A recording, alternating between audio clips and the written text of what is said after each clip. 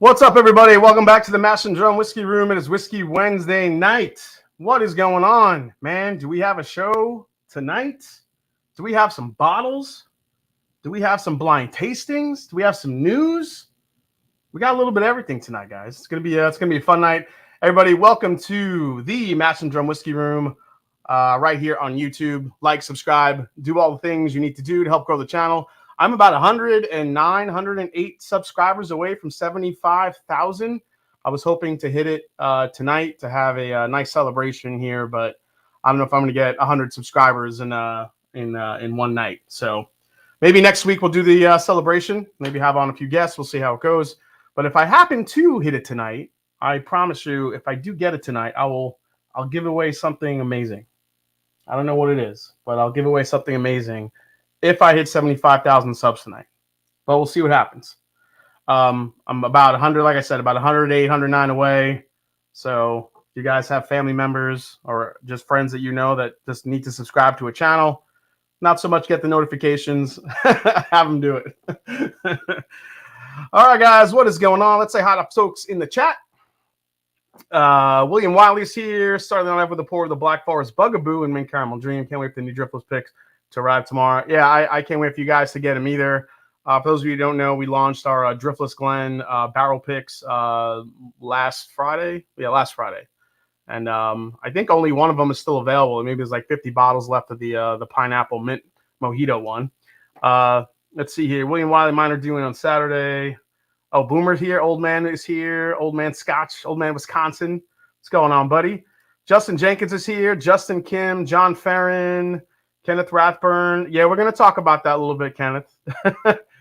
Big Vic Energy in the house. What's going on? Dusty Dan in the house. What's going on, Dusty? Jared is here. He's doing a Weller flight tonight. Oh, that's cool. EJ is here. Say hi to Lily for me, of course. Jeff Perkins in the house. What's going on, man? Mike Franklin's here. Nimrax is here. Sandeep Chima, nice to see you as always. The daily, annual, weekly in the house. What is going on? Emmanuel and Elvira. Buenas noches. Buenos noches to you. How many to go? Yeah, I think I went over that. Eric Sawyer, the reigning Blendageddon champion, is here. Everybody bow down to Mr. Eric Sawyer. How you doing, buddy? ABV Drinker is here. Chris P. Bacon, one of the best names in the game. What's going on, man? Who else is here? Four Leaf Whiskey. What's going on, Four Leaf Whiskey? Nice to see you as always. Everyone, Four Leaf Whiskey has a great channel. Definitely go check her out. Ben Dramon's in the house. Let's see. 96 Milliman in the building, he said. Terrence Scott here, the winner of the Frankenblend category of Blendageddon, is here as well. Doug H, Michael Dow, Whiskey Tornadoes here. Oh, shit, it's Lance. What's going on, Lance? Nice to see you, man. My voice got really high there for a second. I don't know why. Patrick Beauchamp is here. What's going on? And a bunch of other people I am trying to get to here. ADHD Whiskey's in the house. What's up, Maddie? Nice to see you, man. Saucy Shane in the house. Giselle's Boston's here. I almost read that as Giselle's Bourbon. Tim Evans and a bunch of other people coming in here. I see Wise Guy Whiskey Guy. I see Katie Turk. I see Sugar Kitty. And I see, let's see, Joey P. Yo, Jason, what's the MSRP on that 13th colony?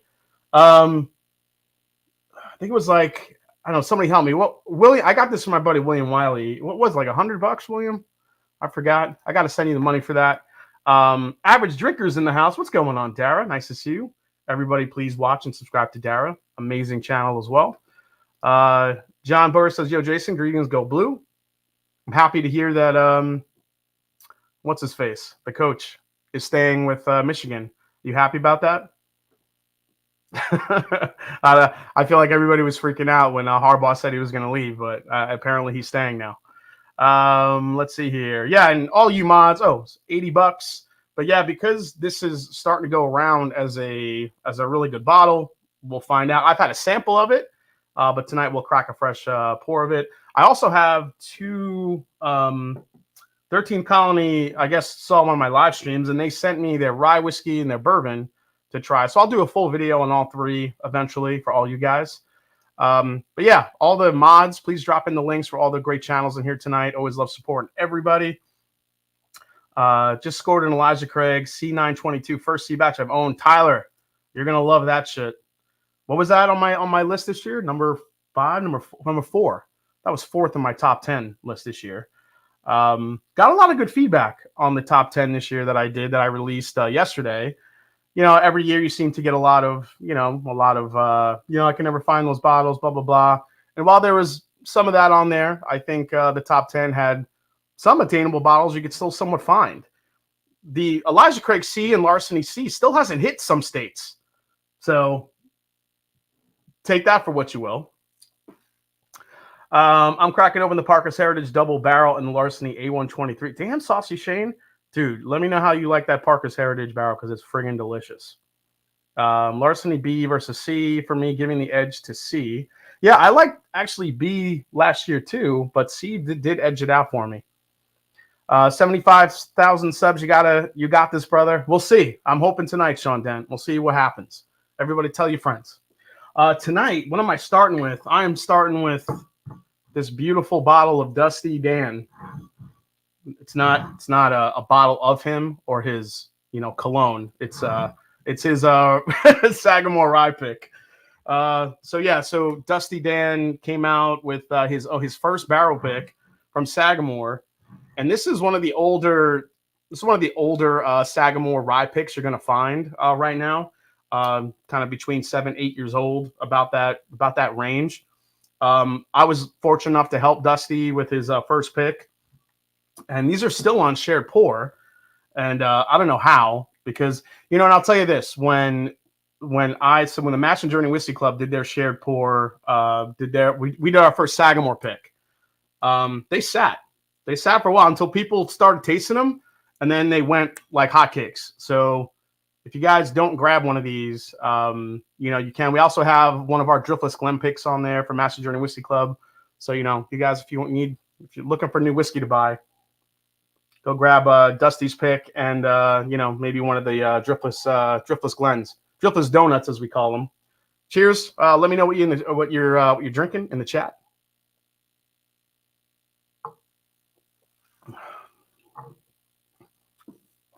Oh my gosh. It's orangey, it's caramelly, it's minty. It's got a little bit of a, and I don't know if just because it's Dusty Dan's pick, but it's like a dusty funk to it. So if I'm interested in Sagamore but won't crave a double oak, where should I look next? Yeah, Ken, if you don't want the double oaked, I would highly suggest a pick, or I would highly suggest this the Sagamore cast strength, to be honest. Their sherry or port finishes are phenomenal if you like sherry or port finishes. So that would probably be my my next thing. So, oh, we already got Find Your Love in your town today. It's not a live stream unless you're getting hit with the with the bots. Carter Grishaber has a good point. People still sleeping on Wilderness Trail. Kind of hope they keep doing it because more for the people who knows. I agree. I think a lot of people still sleep on Wilderness Trail for whatever reason. I don't know why, but they're making incredible shit. Thank you so much, Eric. Dusty debut is a hitter. Absolutely. Yeah, the sherry does slap. I agree. Andy B says, got Dan's pick and 2 donuts on the way. Can't wait. Oh, Andy, you're gonna have a good day right there. If you haven't subscribed to Dusty Dan, why not go sub? There you go. There's a Bomb Wilderness Trail rye on shared pour. I'll tell you what, guys. Wilderness Trail's rye whiskey picks are absolutely incredible. They, I don't know what is. Their rye whiskeys have such a good range of flavors. You can go from very sweet to sweet and spicy, sweet and more like that minty, like that regular, you know, what you would expect in a rye whiskey. That black tea, the mint, you know, some of that like an evergreen type note. Then you get to like the sweet ones that have some of those rye characteristics, and then you could go to the other end and they're mainly sweet with a little bit of the rye on the back end. You know, what Wilderness Trail's doing is incredible stuff. I'm not sure how people are still sleeping on them, especially the rye whiskeys. But I think still rye whiskey, even though rye had a huge year last year and it still continues to grow, I still think people still sleep on a lot of rye whiskeys. They really do. The Dusty Dan tater stickers should be double-sided tape with a layer of dust sprinkled on it. Well, here's the Dusty bottle looking all sultry. Look at them. The Dusty Debut is the name of the pick. Oh, man, this gets better and better when you sip it. It's a good warm-up for tonight. So let's get into a couple news stories. And I know there's one that already hit the whiskey sphere just today, like literally a few hours ago, that I know a lot of people wanted me to mention and talk about. And that's this one right here. Justin's House of Bourbon, Kentucky ABC seizes bourbon from Justin's House of Bourbon. Now this is according to Fred Minnick. He kind of dropped some more of the valid information that was out there. In the beginning, it was crazy. In the beginning, Justin's house is getting cleaned out. They have no bottles. They're doing something illegal. All this shit was like flying through. ABC's in there. RDNC's in there. Freaking, you know, the ATF is in there. The fucking DMV is in there. Everybody with everybody with a 3-letter, you know, abbreviation was in that building. But that is not the case. So let's just go through here what was reported from Fred Minnick. He said the Kentucky ABC seized undisclosed amounts of bourbon from the popular liquor outlet Justin's House of Bourbon, according to state officials. A state official said the Kentucky ABC received complaints alleging several violations associated with Justin's House of Bourbon for the improper acquisition, possession, transport, and sale of bourbon, including vintage distilled spirits. Now, social media reports first surfaced Tuesday that the ATF and Kentucky ABC raided the premises, but an ATF spokesperson from the Louisville Bureau told me that the federal agency was neither involved nor aware of the investigation. So ATF was not involved. So let's see here. Numerous bottles of bourbon and other items of evidence were seized associated with suspected improper purchasing and sale of these products. She said alcohol licenses issued to both the Louisville and Lexington locations remain active. So now from my intel, what I have heard was that Justin's House of Bourbon, and I would bet that this was probably more true than not, that Justin's House of Bourbon was sold stolen bottles of whiskey. So when those bottles are sold, I mean, it's really not to the fault of Justin's House of Bourbon. They're, just buying, whether it's an old whiskey or new whiskey, whatever it is. Apparently, they were just being sold stolen goods that they didn't know were stolen. And obviously, once folks hear about that, you kind of go into a frenzy and recover those bottles immediately. So, see what you guys are saying here in the chat.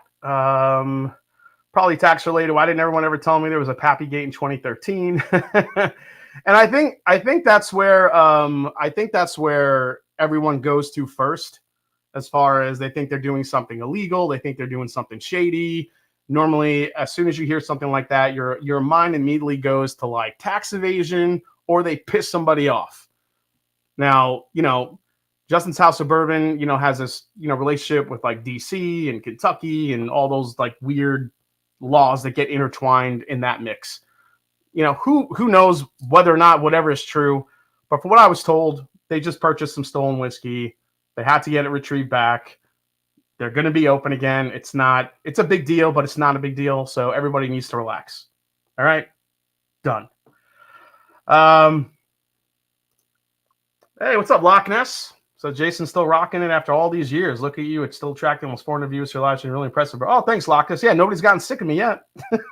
Still trying to get to 75,000. So we're getting there. Thank God I got a free Justin's House of Bourbon t-shirt. Yes, sensationalism is alive and well in 2023. Everybody thinks that anything that happens is absolutely, it's another Pappy Gate. It's a little. Everybody just needs to relax. Everything is going to be fine. So yeah, that was. I mean, it was in Kentucky, Nico. That's where they got raided. So I think that was the gist of it. They just basically, bought some stolen whiskey that they didn't know was stolen, unfortunately. And stolen whiskey is something that's been happening a lot, unfortunately, in the last couple of years, especially with the rise of bourbon prices and secondary markets and people literally making a living at selling whiskey on secondary markets. I mean, do people even drink anymore? They just there to sell it and make money. Luckily, all you guys that are watching are here to drink it along with me. So I always appreciate that. All right, let's go to the next story, which is Sazerac. Now, we reported, remember how we talked about last week, how Sazerac changed they changed up their entire distribution system, basically going into using a lot of smaller distilleries instead of the what the hell, I can't think of the name of it. Actually, hold on one second. Where did that oh, here we go. Let me pull this up here. There we go. So as we talked about, when we talked about the RNDC, that's the four letters I had to think of. RNDC and Sazerac leaving them for a bunch of more smaller distilleries to kind of, maybe control, get more leverage. But let's be honest, it was about the money. It was about that margin that, that RNDC was, that Sazerac had to pay RNDC for distribution. I'm sure that margin is a lot less now. It's a much less fee, and they could kind of distribute to these smaller distilleries across the country. Well, on Friday, Spirits Goliath Sazerac Company filed a lawsuit against RNDC, according to a newsletter from Beer Business Daily, which was reported on Tuesday by VinePair. In the suit, Sazerac alleges that RNDC failed to pay for $38.6 million in invoices for Sazerac products. Sazerac says the unpaid products were shipped to RNDC, which likely already sold them to retail stores. The invoices in question cover parts shipped in December, were due in early January, and the total was about $40.7 million, with a $2.1 million depletion credit Sazerac claims. Now, as we said, they terminated the contract with Sazerac. Then Sazerac then terminated all partnerships with RNDC, a move that will go into effect right here February 1st. That's what we talked about last week. Sazerac also claimed that RNDC used illegal tie-in sales in which consumers are allowed to purchase a good they want only if they agree to also purchase a different good of some of Sazerac's highly coveted products, such as Van Winkle's, Blanton's, and all that other stuff, which is something that's been kind of going around for years. Sazerac also claims that RNDC failed to properly promote Sazerac products and has badmouthed Sazerac and otherwise attempted to harm Sazerac by unfairly distributing future sales and the transition to new distributors. This is a 13-page lawsuit that went out. So Sazerac, RNDC, now we're starting to peel the onion. You're getting to see all the layers of where all the bad blood is coming from. I mean, we're not just talking smaller margin. Now we're talking into bad mouthing. We're talking about unpaid invoices to Sazerac. This is a whole.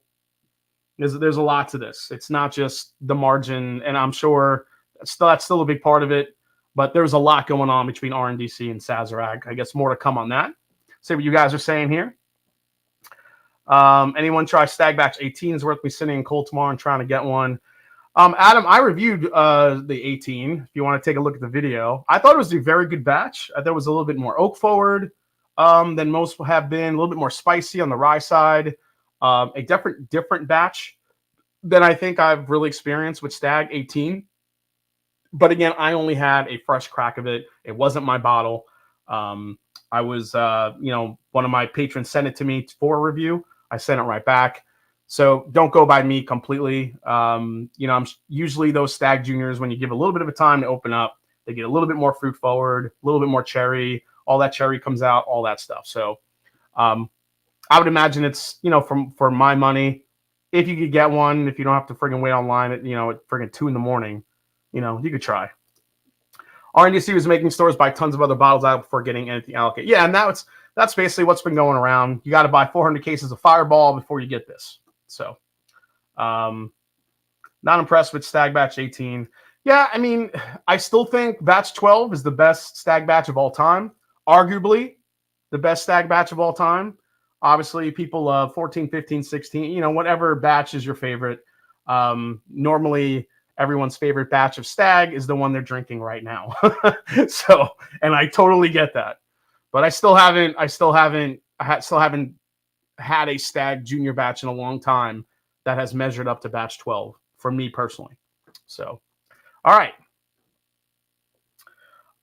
Speaking of Buffalo Trace, hey, you guys want to win a trip to Buffalo Trace to Truffalo Base? I can't talk tonight. Would you run a mile for whiskey? The bourbon experience of a lifetime at Buffalo Trace awaits one lucky sprinter. On Wednesday, Buffalo Trace, the Kentucky whiskey distilling powerhouse, announced that it's giving away a trip or two to stay at Stag Lodge, which is located on the grounds of the distillery. The winner and their guests will stay at Stag Lodge for one night of the trip and at a hotel in Louisville for the other. You only get one night. The winner and their guests will stay at the Stag Lodge for one night, and then you got to get your ass in a hotel in Louisville. The winner of this trip and plus one will be treated to a dinner prepared by the distillery's private chef and tours of the grounds and distillery. They will also be given an $800 gift card for the gift shop and a $500 gift card for incidentals. Additionally, Buffalo Trace will donate the bourbon in the name of the winner to an agreed-upon 501 nonprofit organization. The experience has a retail value of $10,000. So let's see here. I don't understand. What's the winner and guest? Oh, here we go. Buffalo Trace is hosting the contest to celebrate filling its 8 millionth barrel. Contest entering fans are supposed to run a mile or walk, jog, cheer someone on, the distillery said in a news release. The distillery doesn't appear to be interested in verifying the mile traveled. It will be on the honor system. To enter the sweepstakes, fans click a certain link and enter their information. Okay, I mean, all right, enough of that. Guys, you can click the link, go to Buffalo Trace, click the link, run a mile, walk a mile, whatever you got to do. Enter, use your honor system, and then you might have a chance to go stay at Stag Lodge for one night before they kick your ass out into a hotel in Louisville. But you get a lot of friggin' sweet gift cards from Sazerac. All the blands you want, guys. I'm just saying. What are you doing? Go click right now. I'm just saying. Boomer says, who cares? Sounds good for an alcoholic athlete. Where's the link? I'm sure it's on Buffalo Trace somewhere. Oh my gosh. You get to ride a horse named Blanton's, run a mile. I'm not dying for a bottle of Buffalo Trace. This is why I love these news stories, just to read your reactions, because I think they're way better than my reactions. All right, here we go. Blue Run in the news again. So who's this guy? That is Black Bourbon Society executive Trey Wade. So on Thursday, Blue Run Spirits announced it has hired the Black Bourbon Society's Trey Wade as Chief Experience Curator for Blue Run's upcoming private barrel program. He's going to start with Blue Run immediately and will report to CEO and co-founder Mike Montgomery. So in his new role, Wade will manage the curation of Blue Run's first private barrel program. The program will launch in February and will allow business, spirit societies, and individuals to choose from a collection of barrels, bottling their own selected whiskey. Now, they basically, what they want to do is create the best barrel pick program, that they can. Now, this is very in line with what Blue Run does. Listen, I'm not a huge fan of what they do whiskey wise, but as far as like marketing, experiences, and what they do, those guys know exactly what they're doing. I feel like with this barrel pick program, they're probably going to turn this into a really sensational experience. It's probably like pick your own color butterfly. They're probably going to have again, sneakerizing the whiskey industry. This is what Blue Run is doing, making each bottle customizable, if you will. I didn't read anything like that. I'm guessing that's what you're going to be able to do. I think that they're going to make it to a point where you can probably pick your single barrel, pick out like a color butterfly, and put it out there. I don't know how many colors they'll have, but I'm guessing that's what they'll allow you to do, maybe. Or maybe they'll have a specific butterfly just for single barrel picks. We'll see what happens. Doesn't mean like the whiskey is going to be better, but let's face it, a lot of people that, buy many different whiskeys across the landscape, experience is a huge thing, no matter what the whiskey tastes like. So that's what it's about. Let's see. Jason's BR pick is Jason's Blue Run pick is I killed all the butterflies. I doubt I will ever get a Blue Run pick. They probably won't even let me in the building. Let's see here. What am I up to subscriber wise? 74,905. I am 95 away. All right, making small dents here, guys. I appreciate it. Blue Run FEO chain is coming. I got a red beetle. I'll trade you for a blue praying mantis as drifting drams. Hey, Black Bourbon family's in the house. What is going on? At least Messenger and these picks would be age stated. Yeah, are there any notable releases this month? I just picked up Larceny off a Pennsylvania website. Not sure which batch it is, though. C. Keller, Elijah Craig Barrel Proof, A123, Larceny Barrel Proof, A123. Those are the ones that are hitting right now. As far as anything else, let's take a look at the... Let's see here.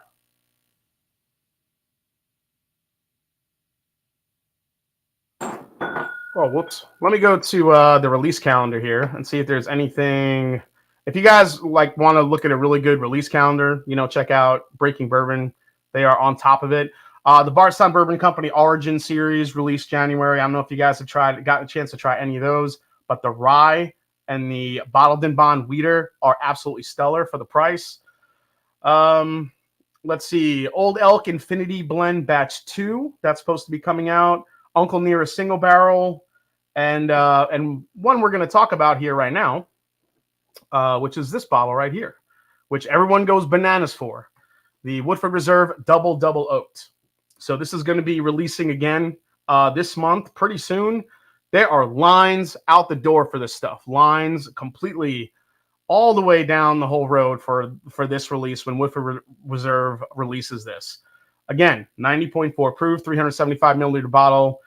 These are generally around, I think they charge you about, what is this, like $60 for this, $50? Let's see here, $60. So Woodford Reserve Double Oaks is about 90.4 proof. It's got to be 90.4. You can't call it Woodford Reserve. Suggested retail price of $60. It says this is the perfect winter bourbon with tastes of burnt marshmallows, cranberry, and bittersweet chocolate, says Woodford Reserve. So that's another one to look out for if you like. All right, a couple more labels to get to here. The new Old Forester, the next 117 series that's coming out. Check out what that says, guys. 117 series, Scotch cask finish. Kentucky straight bourbon whiskey finished in a Scotch barrel. Now, this is not a malt whiskey. Everybody get that clear. Some people see Scotch cask finish and they think, oh my God, it's a malt. It's not a malt. This is a bourbon finished in a Scotch barrel. So it looks like this is a small batch uniquely finished in Scotch whiskey casks. These Speyside sourced sherry and wine maturation and finishing casks highlight Old Forester's natural fruit character that is a result of fermentation with the oldest yeast strain in the industry. So this looks to be like a sherry cask finish Old Forester. Do you guys remember way back in the day when Jackie Zykin was on here and she was doing her 117 series and we were talking through like ideas for the next ones? I said you have a sherry one coming out, like a Scotch finish, and she kind of like went like that and kind of rolled her eyes, but we all knew one was coming. Well, there it is. 2 years later, we're getting that sherry finished 117 series that I thought would come out eventually. Brown-Forman owns Glendronach, a couple of other Scotch distilleries, Glendronach really being the most well-known as far as what they own, and they have access to just a ton of amazing sherry casks, wine casks, and I'm sure that's exactly where they want to get this to make the next 117 series. Let me know in the chat. You guys kind of excited about that one? What do you think? Again, it's not a malt. It's a bourbon finish in a Scotch cask. What do you guys think about that one? Let's see here. That'll be interesting. 2023 looking better for my wallet so far. Hey, what's up, Whiskey Nose? Nice to see you, buddy. Give me some of that, says Bo's Wine Glass. Hey, what's up? Scotty's here. What's up, the Hawk? Dan the Man, that sounds interesting. What's wrong with malt? I don't think there's anything wrong with malt, Ben, but, you know, bourbon lovers tend to not like malt, but I love malt. So Jack Single Malt coming. Yes.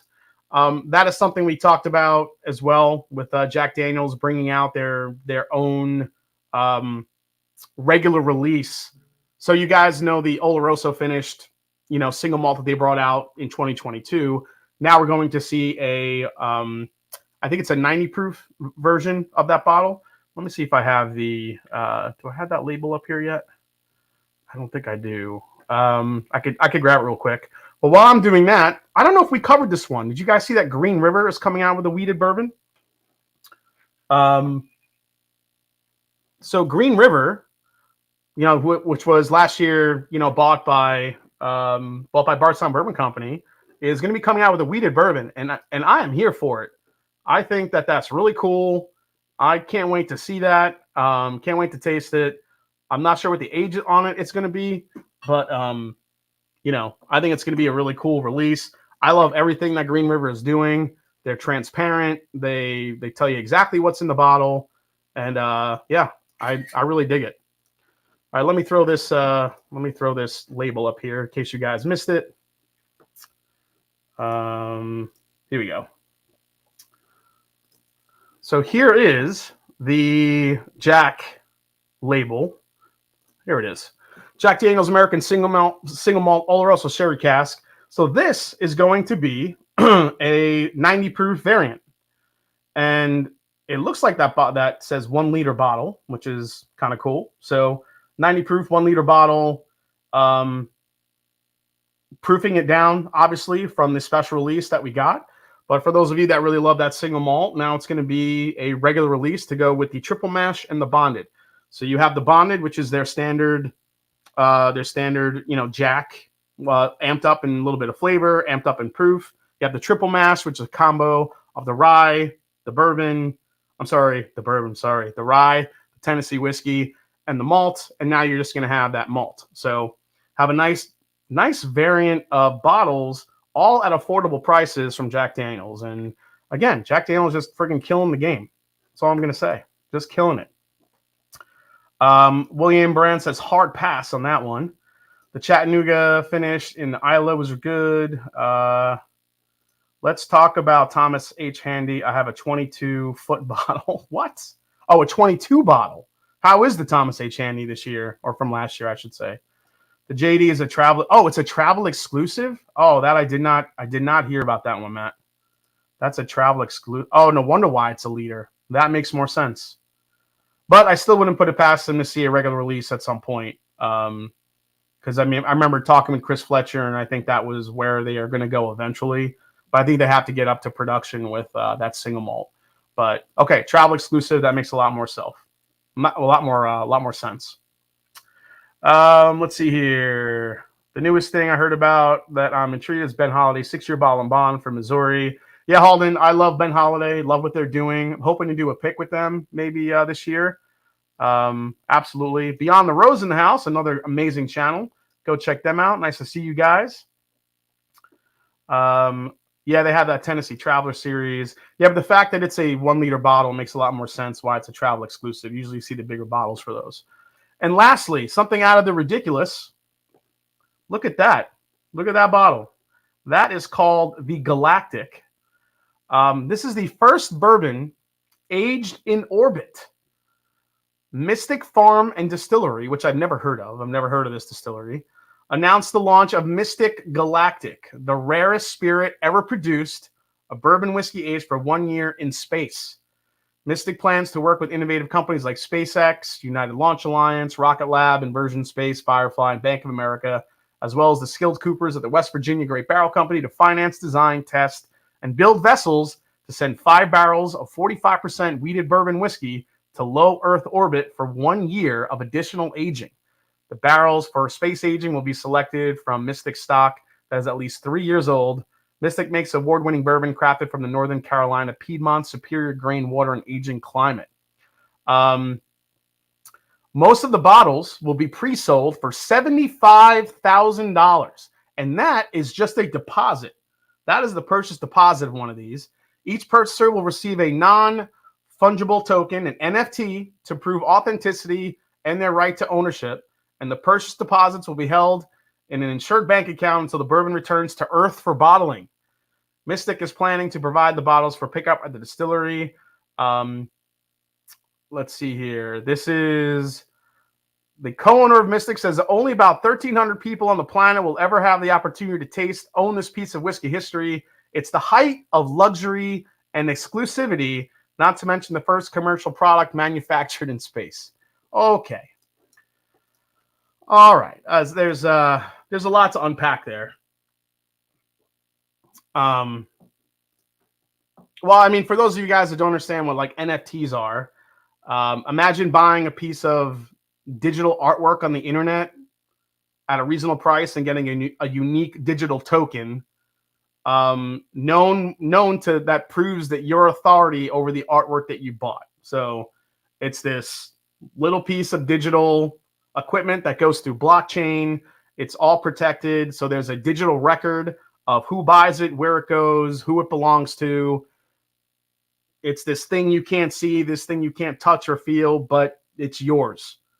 And that gets designated to a certain piece of art, or in this case, a certain bottle of whiskey that's being aged in orbit. Okay, then. Minnick. James Slay. Minnick already has in his top 10 blinds. He might. Remember, it's not even in space yet. It's not even in space yet. It has to get up there at some point. Whoever buys that, I want to fight him on Mash and Drum live show in Jello. Yeah, gimmick schmimmick DC. I agree, dude. That is the most gimmicky piece of crap. I can't even handle it. Now, guys with money to burn, guys and girls with money to burn that don't know shit about whiskey will want to buy that bottle because it's exclusive. You're buying the exclusivity, no matter what the bourbon fucking tastes like or the whiskey tastes like. Let's be honest. And by the way, has anybody thought space is fucking cold? It's cold in space. Has anybody thought of like aging a barrel, unless they like, there's like a floating warehouse in space somewhere where they're going to freaking put these and like temperature control it? Space is fucking cold.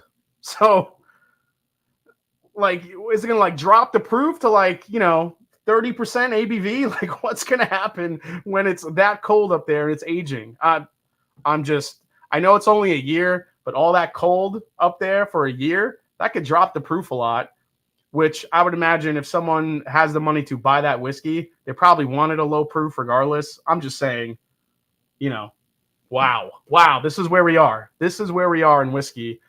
Still, nobody has done my idea yet. Nobody has done my idea with strapping some barrels in a fucking roller coaster, letting that shit go, and whipping that thing around. There's got to be a way to, I don't know, to like sit a barrel in a roller coaster, snug it like real tight so it doesn't have any. There's no way for it to break. All that whiskey sloshing around in there. Come on, you telling me nobody would buy that? Come on, the roller coaster whiskey.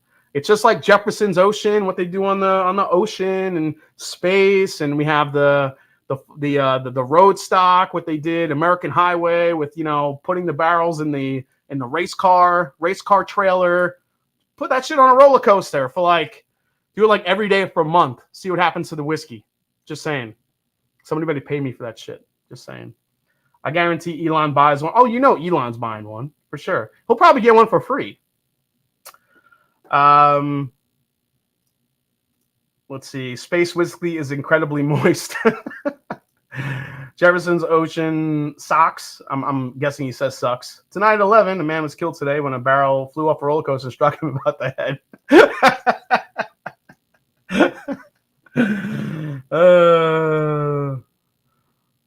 Yeah, the Jason Barracuda bourbon. Yeah. Jason, we've got passes to Busch Gardens. Beyond the road. Let's make it happen. Let's strap a barrel in there and see what happens. You should rent Space Mountain after dark. 2 birds, 1 stone. Oh, yeah. I like that. You should rent Space Mountain. Dude, Space Mountain is a rough fucking ride. I'm not putting a barrel in there. That shit will break. It will. That shit. You get off of Space Mountain, you need like to go to a chiropractor immediately. All right. Let's get into some pours, guys. Let's get to why we're here. Man, what should I open first? I feel like the double oaked is going to be really unique, so I'll probably say that last. Let's go into the Lucky 7 15-year, and then we'll hit the 4 Roses. All right. All right, so that's the news tonight. As you see, a lot of shit going on. So Lucky 7. Now the 14-year made my top 10 for my top 10 bourbons of the year, and it really is not a specific. They're all single barrels, so obviously. But man, I've had some Lucky 7 single barrels that are absolutely stunners, and now we're starting to see 15-year-old single barrels hit the market. It's the first one I've seen. This is a pick from Bourbon Street Wine and Spirits. So was lucky to get this through a patron. Look at that. And there you go. There's the nice big 15 there on the bottom. Make Lucky 7, distribute to Kansas for the love of God. See, guys, everybody is, when people say I can't get Lucky 7, you can buy Lucky 7 online. You just have to, watch, you just got to watch their online, the website. I mean, I know it's a pain in the ass. It's not always top of mind, but you can get one. That's right. Save the best for last, says James Lay. All right, here we go. Lucky 7, you can go to their website. You can buy one of these bottles online. They have other great products that you can buy. James, thank you for the super chat. Appreciate you, man. You can buy their French Oak, which is delicious. You can buy their other releases that they have. They have a bunch of different age-stated whiskeys, which are really great. So, I mean the Holiday Toast is freaking delicious. I mean, you can buy the stuff online. You don't have to wait for the distributor to get it to your state. Just saying.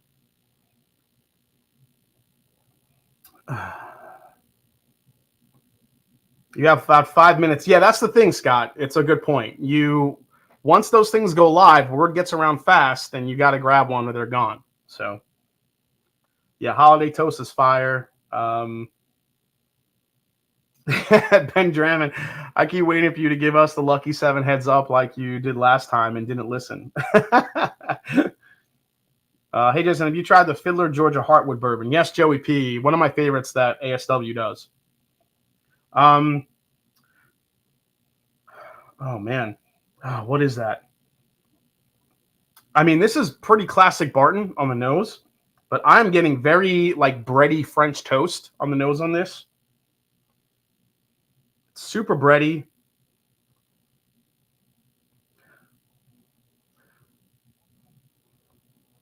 And it's bready, a little bit nutty, too. But, man, I'm getting, every now and again with Barton, you do get banana. I'm getting, like, a nice banana bread punch in here. Saucy Shane says tons of mocha coffee in this Parker's. Yeah, dude. I love it. I could see that. Yep.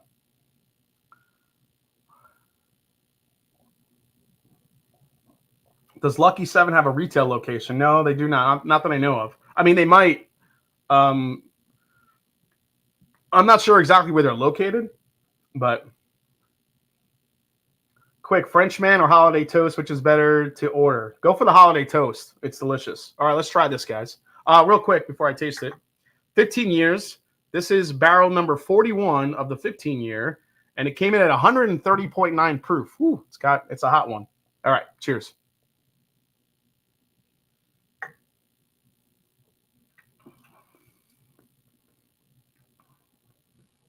Drink's hot at first.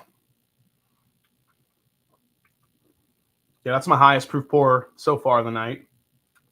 Yeah, Dusty's pick is 110 proof, so not too far off. Lucky 7 versus BT Origin.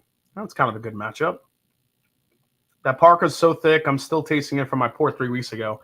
Yeah, that Parker is heritage last year, I should say. So ridiculous, so ridiculously good.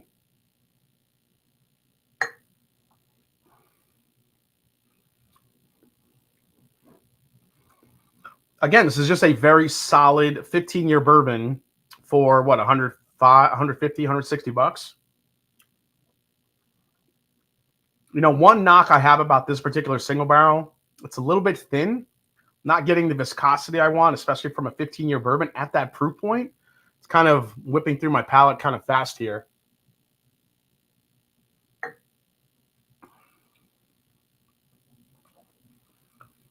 But this might be the most oak-forward Lucky 7 I've had. That 15 years in the barrel, the oak is very prevalent. That kind of Luxardo cherry, that like French toasty, that French toasty note I was getting on the nose is coming through on the palate too. Mark May says Dusty pick is awesome. Yeah, it's a really good pick. It opens up to be really nice, different after the neck pour, says OH. Yeah, OH, thanks for getting me this. Yeah, again, it's a neck pour. These 10, especially when you have an older whiskey or bourbon. I am a firm believer that whiskey changes over time after it oxidizes a little bit. I don't even think it's an argument. I think it's an absolute fact. Because whenever you have a bourbon or whiskey, I don't think that really is the same for like a lower proof bourbon. Those generally can stay the same to me. When you talk about cask strength, high age, those change. I don't care what anybody says. ADHD whiskey. Talk about what would happen if Sazerac released that 15-year, 130 proof Barton and how it would be $1,000 on secondary. Exactly. I mean, truer words have not been spoken. And this is the thing. People go apeshit for all this Sazerac stuff that's low proof, low age, but, you throw a Weller or something on it, and it's, $1,000 on secondary, like to Matt's point. This is a 15-year-old, 15 years. 100. This is the same age and a higher proof than Pappy 15 is. It's not a weeder. I get it. But why are you paying $3,000 for that and not for this? Because that's more rare. This is a single barrel. Single barrels are rare. No single barrel is the same. So take that what you will.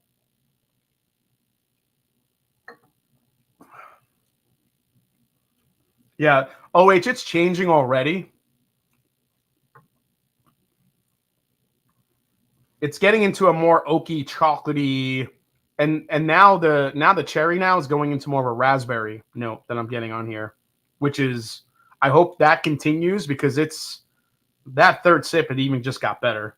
I'm gonna keep sipping on this. So a lot of people ask me after I released my top 10 year of the video, top 10 whiskeys of the year or bourbons of the year, what didn't make the cut, what were close seconds, or what like just missed. So, are you trying to make an argument for these distilleries to gouge us even more? No, I'm trying to make an argument for people to stop paying stupid money just because it's a Sazerac product, because there is phenomenal whiskey that's affordable, that's available. That's my argument. Christopher David says, love me some Lucky 7, 14 and 15 year single barrels. Yeah, we are still hoping to do a pick this year for the Master Journey Whiskey Club. Fingers crossed.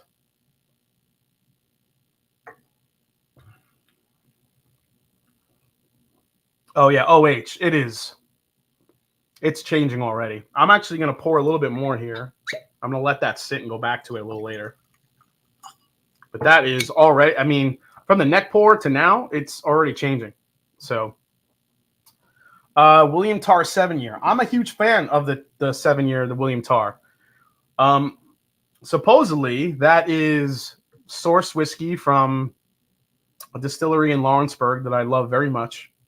And they're bull ryes. They're a bull rye blend. So it's a blend of bourbon and rye together. And I'm here for it. I think 2022 is the year of the bull rye, and I think we're just going to see more here in 2023. Yeah, that's the. You guys excited for season 3 of Mandalorian soon? I thought I'd break out Mandalorian tonight. My water glass. All right, one I'm very excited for. Now I got this late, so I know ADHD had this in his top 10 of the year this year. And that made me extremely excited, because I usually, my palate usually for the most part falls in line with ADHD whiskey. Oh, America. That's for you, ADHD. So this is the Four Roses 2022 LE. And I got to thank my buddy Wise Guy for finding me a bottle of this. Yeah, okay. So let's break it down. This is what's in the Four Roses for the 2022 small batch, non-chill filtered, 109 proof, so not a huge proof point here. The 2022 limited edition small batch features a 20-year-old bourbon from OBSV, one of my favorites, a 15-year-old OESK, that's what I'm here for, baby, a 14-year OESF, and a 14-year-old OESV. That's what I'm talking about. Aged a minimum of 14 to 20 years. You see the recipe makeup, 109 proof, non-chill filtered, all that delicious goodness. Yes. I want to make sure I'm not missing any of the, let's see here. Okay, let's see what you guys are saying in the chat. Saucy Shane says my number 5 of 2022. Give it a swirl job. Give it an old swirl job, like ADHD style. Takes a lot of skills to swirl, but that has a beautiful color on it. Check that out, guys. Beautiful color on that whiskey. Dark copper. Love it. Hey, what's up, Dram Yankee? Nice to see you. Love the deets, says Ben Drammond. Master Drum, are you guaranteed a bottle of your barrel picks in your group? Are you guaranteed a bottle of your barrel picks in your group? Dan Catrone, no, it really depends on the tier you're in. But lately, all the picks that we've been doing has been making it through the tiers, or usually a couple leftovers. They usually sell out eventually, but it really depends on what it is. Now, if we get a lucky 7 pick this year, that's going to sell out in 2 seconds. We'll usually limit it to one person, but we've been trying to get multiple barrels of each pick we do, because the group has grown. But we've kind of put a hard stop on the group growth at this point, because we want the people that have been there for a long time to reap the benefits.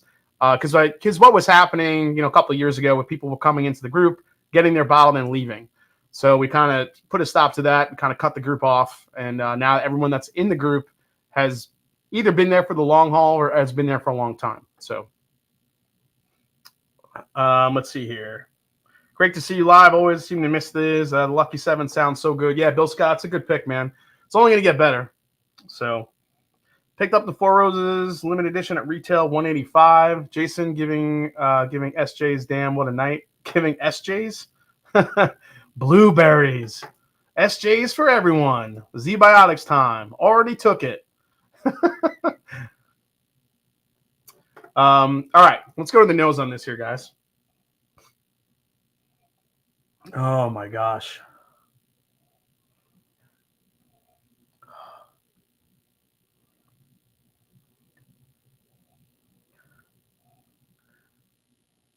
Oh, just such a beautiful punch of like balanced sweet oak. Oh man, this brings me back to and I don't know if my mother's watching right this, but Mom, if you're watching this, this smells like your biscotti cookies that you make around the holidays. She makes this cranberry pistachio almond cookie. And as soon as I smelled it, it's like she was taking them out of the oven. And that's what I'm smelling in this glass. That's fucking bonkers. Oh my gosh. It's definitely got that Four Rosiness to it. It's, got a lot of, it's a little bit floral, definitely sweet, oaky. Oh, but man, it is very dark fruit forward. Cherries, raspberries. I'm getting like those dark cranberries all day long.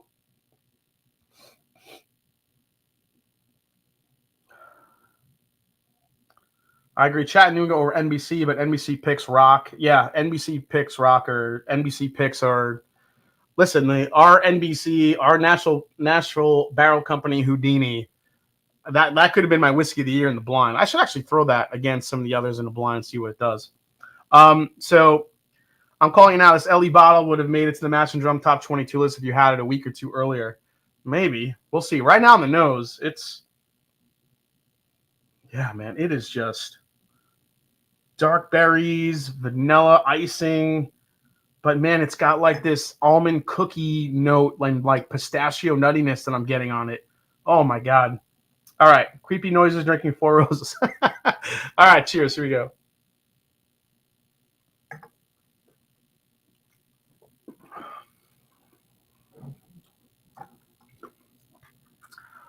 Oh, wow. Now, I'm just coming off the 130 proof beast. That was a Lucky 7. But this, gonna need a moment here, guys.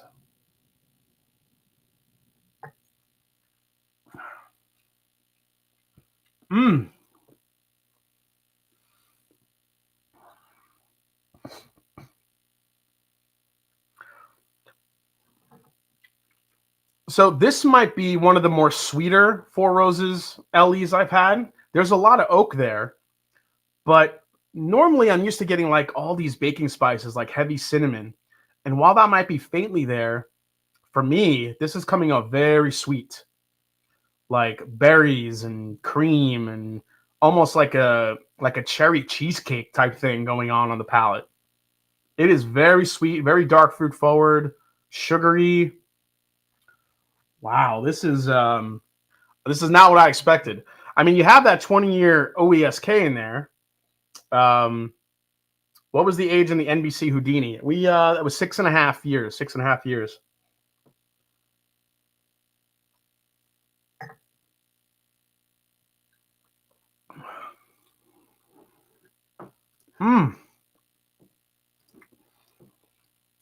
Oh, you know what? I take that back. I am starting to get baking spices now in the palate. But I think the punch of sweetness is so prevalent on the front of the palate. Then you get that nice OESK spice on the back end of it. Damn. You know what? If I put this against some of the other ones in the blind, I feel like this could have been Boomer, when is the next Four Roses pick from M&J? Hopefully we will hear back in a couple weeks. I already put in for it. I tried to get 2 barrels. See what happens. Fingers crossed. Yeah, it's amazing what they get out of 5 to 7 year old bourbons. It's crazy how good they are for the age. Yeah. And the nose is staying true. This is my mother's almond pistachio cranberry cookies on the nose, like coming out of the oven with all like that creamy vanilla. That it's not heavy oak. I mean, you talk about some ages, and I think that's the brilliance of Brent Elliott and how he blends this. 500 people in the chat, guys. Please hit the like button. I really appreciate you guys watching and supporting the channel. As always, really appreciate it. Again, trying to hit that 75,000 subscriber mark. I don't think I'm quite there yet. Let's see where I'm at. I don't know if you guys are. Let's see here. I am at. Oh shit, 74,913. All right. I mean, close, but not close enough.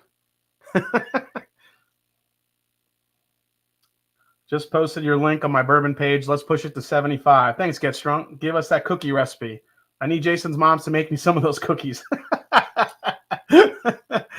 It's good. It is really good. It's perfect for like the holidays because it does have a little cinnamon in it. It's got the pistachio. It's got the cranberry. That's what's in this glass. I mean, I can't get around it.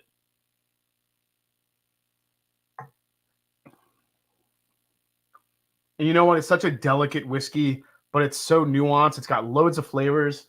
So 2021 was my bourbon of the year last year. It beat out Russell's 13 in a blind. Let me see if it could beat that. All right.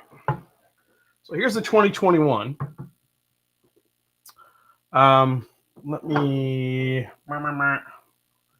Shit. I think I have enough glasses. Whatever. I'll use one of these. I'll empty it out. All right. So this is the 2021. Yeah, and in the meantime, I'm going to. Oh shit. Being a double oaked product, I kind of want this. Oh, it does have a tabby. Okay, good. Being a double oak product, I do want to open this and get this poured. Just because the nature of double oaked whiskeys, I feel like always need a little airtime. Jesus, that's dark. That looks like friggin' coffee. All right, so I'm gonna let that sit out. That's the wrong cork, Jason. It's the wrong cork. Okay. Yeah, this is where it's going tonight. All right, 2021 Four Roses versus 2022. Where's my 22 bottle? Right here. All right. Let's see what we got. Yeah, guys, look how dark this is. Let me throw that up there. Look at how dark that is. This 13 Colony double oaked. That thing's crazy. Crazy dark. Can these cookies go out to the Master Journey Club? I'll ask my mom to make 1,000 batches of cookies. She's probably texting me right now like, oh my God, Jason, I can't make all those fucking cookies. Stop telling everyone about my cookies. Just for the record, my mother does not sound like that, but I'm just saying that's how I make her sound, like Edith Bunker from All in the Family. I'm showing my age right there. Being 45 years old, I used to watch All in the Family. All right. Oh my God. Don't make those. Gonna make all those freaking cookies.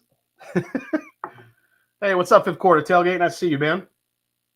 Tell Mom, go Yankees. I will not tell her go Yankees.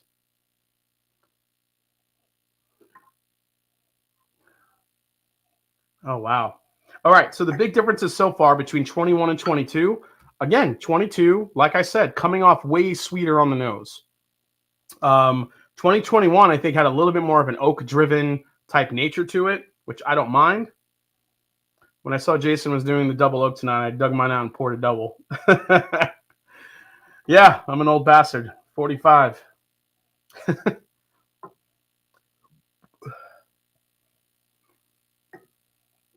So the 2021, this is where I get way more oak influence. This is the heavy baking spice profile I expected in the 2022. And while some of that is there, it's a lot sweeter. All right, let's try this.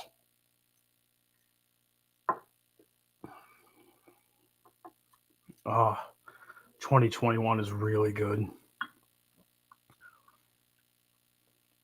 21 is just darker. It's a darker, richer profile, which is what I think I lean towards always. If you guys watch my videos, I like a darker, I don't mind a good sweet bourbon, but man, if you find like the chocolate, the coffee, the dark fruits, the heavy cinnamon, allspice, those really deep, rich flavors, that's where my palate goes. The 22, though, is, I think some of that is there.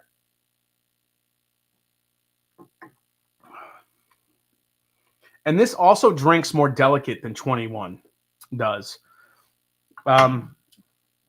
This is 57.1 versus 54.5. Not a huge difference, but you can tell the difference in this glass.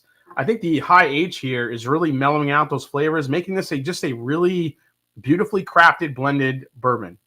It's delicious. I don't know if this would have held up with some of the higher proof, bottles I had in my tasting for top 10 of the year, but it might have. It's very delicate. It's very nuanced. Dusty Dan says 13 Colony equals highly underrated whiskey. Cheers, Jay. Thanks to Sagamore Love. Thanks, Dan. Hope some people came to their senses and got this pick, man. It's freaking delicious. All right. 509 in the chat, 505 in the chat. Guys, again, if you have not subscribed yet or know someone that has not subscribed that loves whiskey, please let them know. Like I said, if we have another hour here, if I hit 75K in the next hour, I'll give something epic away. I don't know what, but I'll figure it out.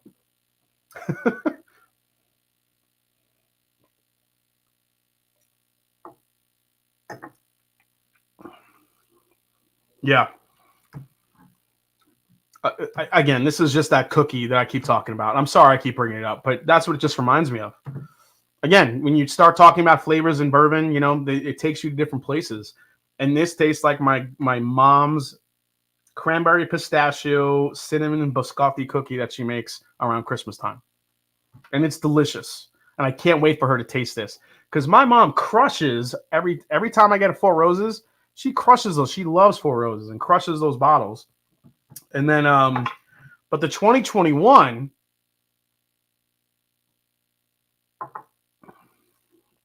I think for me overall, I might still like a little better. It's just darker. It's rich. There's something about that bottle that just speaks to my palate. But that doesn't mean that this 2022 isn't delicious, because it is. It's a sweeter profile than I was expecting from Four Roses. Again, more of the almond, the dark fruit, the cinnamon is there. As this opens up, more of those baking spices might come out. But this is a sweeter profile than I was expecting, especially with those ages of bourbons that are in the bottle compared to this one. But shit.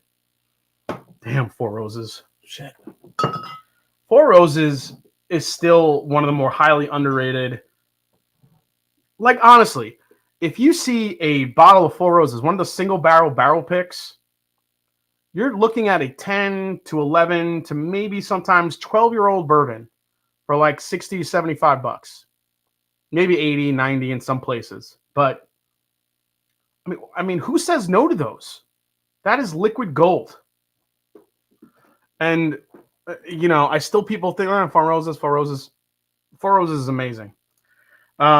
Jason Andy, where we can get the 13 Colony, and I would definitely like to get a few of your mom's cookies. Just saying, I would pay for those. Well, Nimrax, I'm going to have to get my mom working here. Let's see if she... let's see if... let's see if... Oh, no, she hasn't messaged me yet. But I'm sure she's going to message me at some point. Okay. All right, let's get into this 13th colony. I'm gonna need some water for this shit because I'm sure this thing is. So that's the 13th colony. That's the lucky 7. Let me put this over here so I don't mix them up.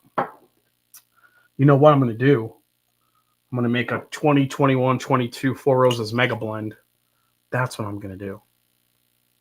I'm gonna let that sit. I mean, it's already a blend. Why not blend the blend?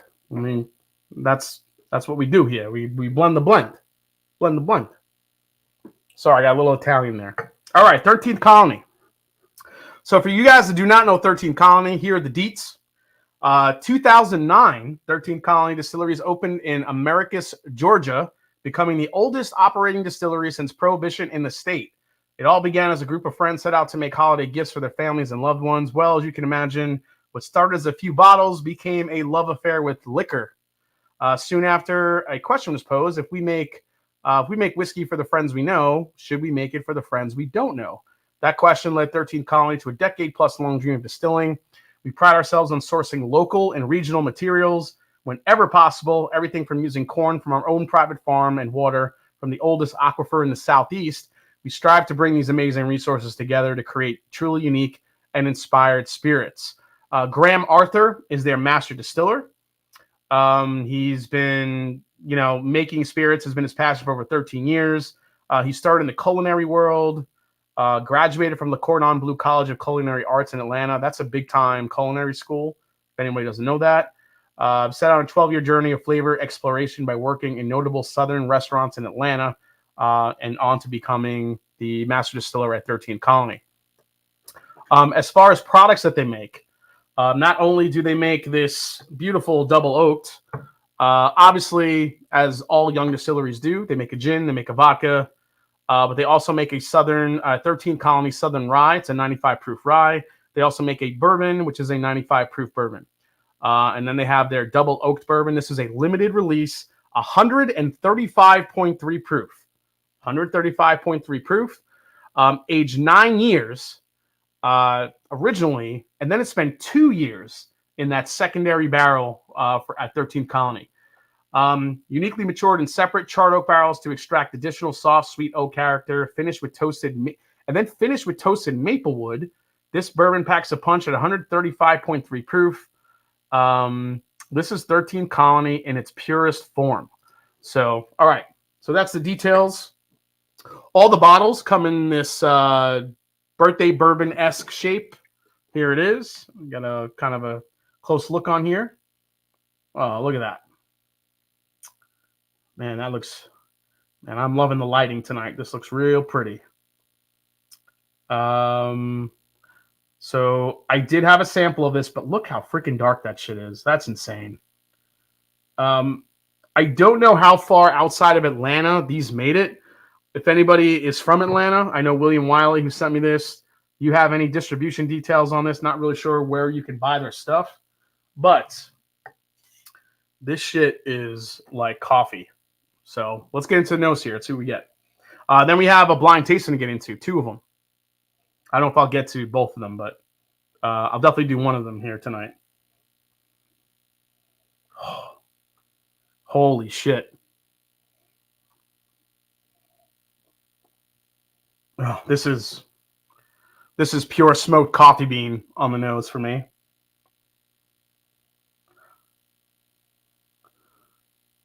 Man, it is super desserty on the nose. Now, I feel like it's a wolf in sheep's clothing. Like it's sweet, but when I take a sip, it's gonna like blast my palate.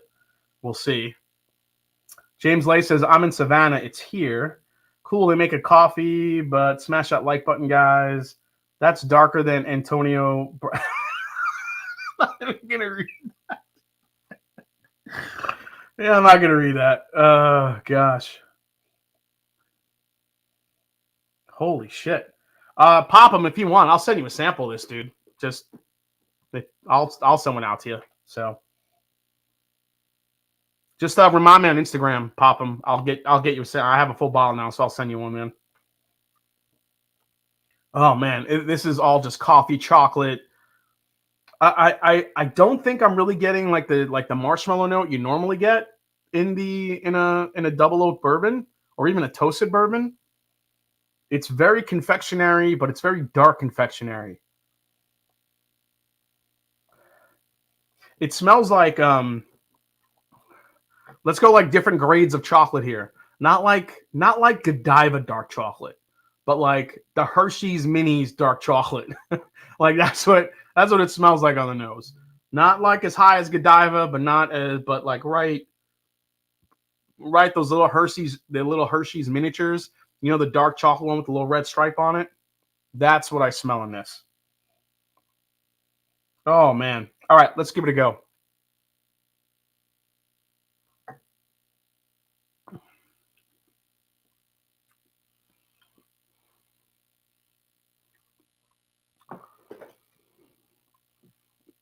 Not what I expected on the palate. That went way more coffee than I thought it was going to go for me. Yeah, maybe Dove dark chocolate, Kenneth. Maybe not Hershey, not Godiva. Maybe it's Dove. Maybe it's Dove. I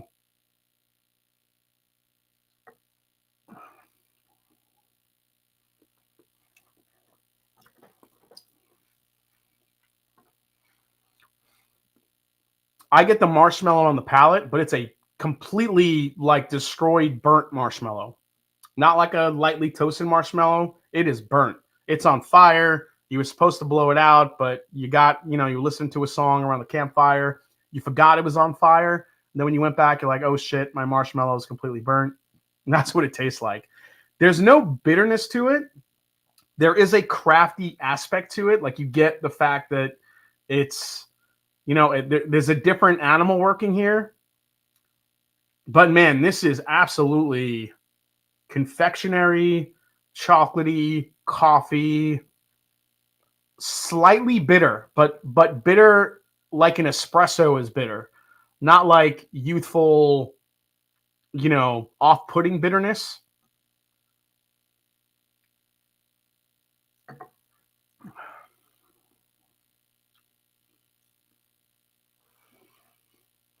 It's almost got like this brandy cognac like flavor going on. There is a dark fruit aspect to this now coming to the forefront too. That's like being covered in like the espresso and the chocolate. What the hell is going on in this bottle? This is delicious. Oh my God. I mean, yeah, I agree, Numenium.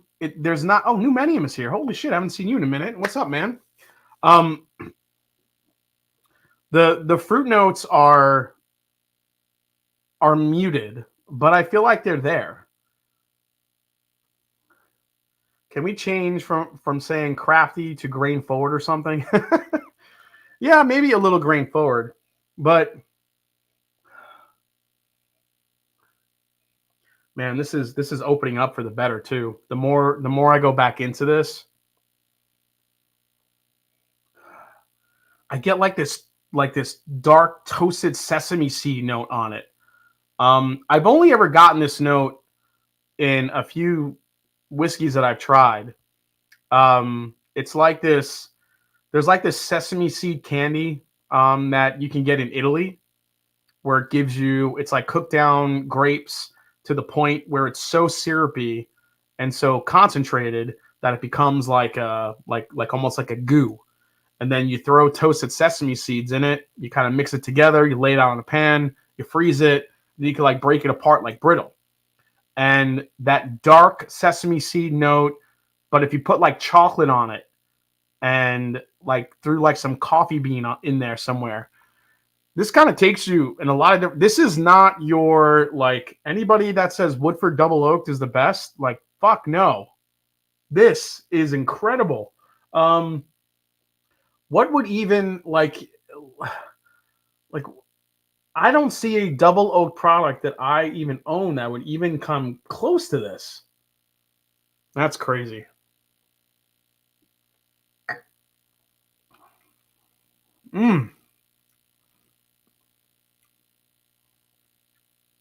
Jason, the juice looks red in your glass compared to, yeah, right?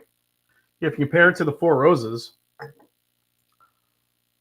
like look Look at the color difference here. And it's not like the Four Roses isn't old whiskey, but this is 9 years old. And I just think that extra maturation, yeah, but I don't even think 2XO or Peerless Double O could even like get in with this. It's just so much darker than both of them. Maybe the Parker's Ham Turkey. That actually might be the closest you can probably put up against this, because the Parker's is pretty damn sweet.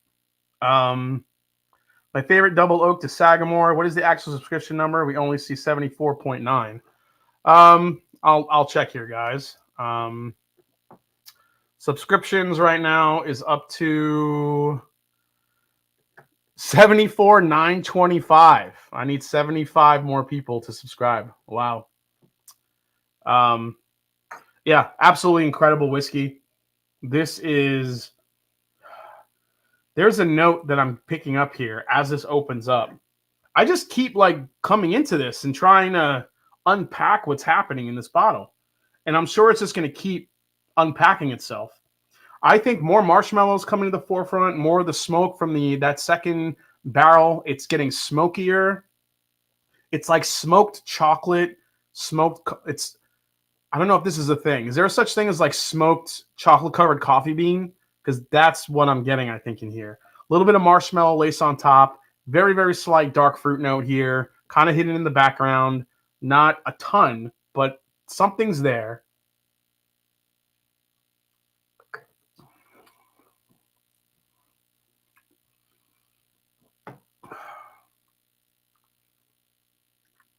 Wow.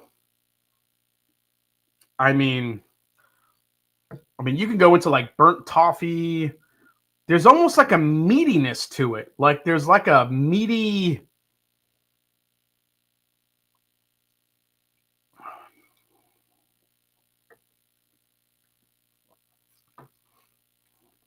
Coffee, chocolate. It's like burnt maple syrup. It just gets into like this. Oh my God, it's all over the place. Jesus, this is insanely good. There is a meaty aspect to this, and I'm not sure if it's like steak or bacon or all this stuff. There's like a root beeriness to it that I'm kind of starting to get now too. I mean, this is probably one of the most decadent confectionery bourbons I've ever had. Hands down. I thought the Parker's was super confectionery. This might go right up against with it. You know what? Let's taste it. Let's test it against the Parker's. We have whiskey in there. Whoa, don't want to spill that. I have the Parker's right here. Let's do a little bit of head to head here. Now the Parker's is like what, 13, 15 year whiskey. Just pulling bottles out my ass right now. This is awesome. Okay. Steve Johnson, 13th Colony, cast strength double oaked, 135 point something proof of 135.3 proof of amazing goodness.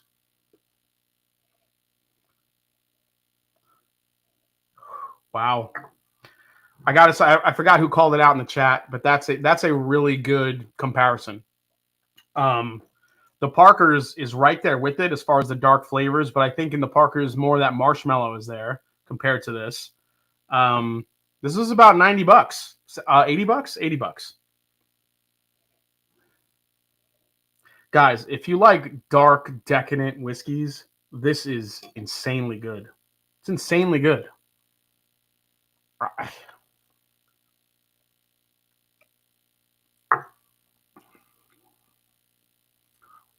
Oh, that Parker's is right there, though. It's right there. Maybe even better because it's older, and it just has this more rounded flavor to it. Whereas this was just like punch you in the mouth, take my maple bacon, meaty, sugary, chocolatey espresso bean thing right in your face and enjoy it. Yeah, I am totally getting bacon on this. Anybody had this gets like a smoked bacon note on it? It's meaty. What is happening in this bottle? I don't even know what's happening right now. Like, kind of brush it by your nose here, and I get like smoked bacon. There's like a meatiness to it. This is crazy, this thing. If I had this in 2022, this might make like whiskey. This would probably make the top 10. This might make somewhere in the 2023. I mean, it's that good. Holy shit. Holy shit. Okay. I have to put that aside because it's just too ridiculous. And I'm going to get into a blind tasting. Guys, 13th Colony, check them out.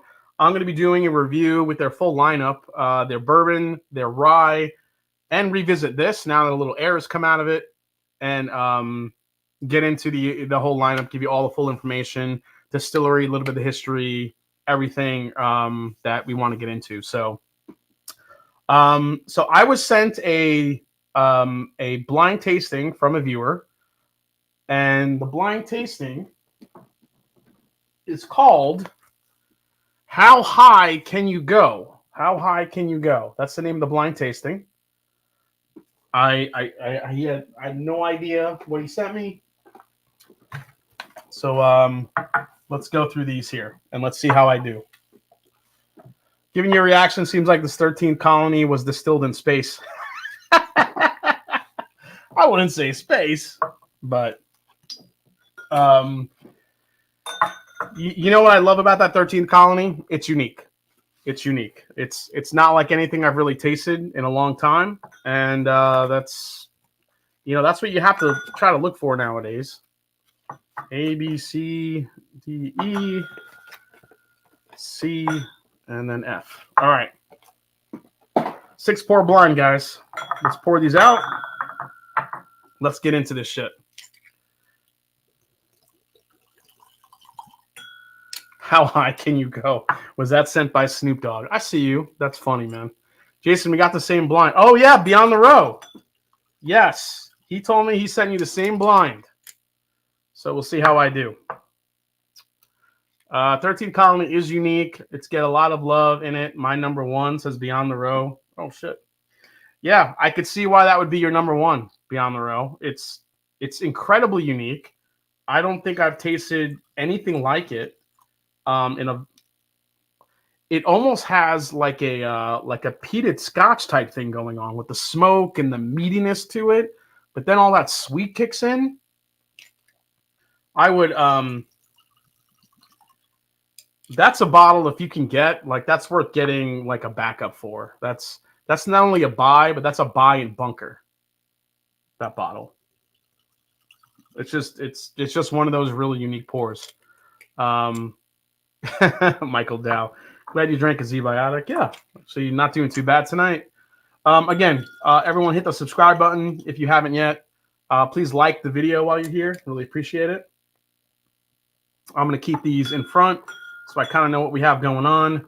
While I'm drinking through these, the last half hour here of the show, I will kind of go through some of the bourbons that just missed making the top 10 of my top 10 of the year.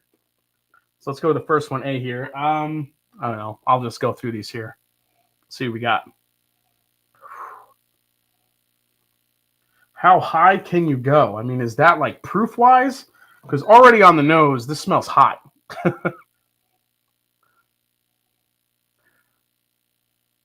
Ooh.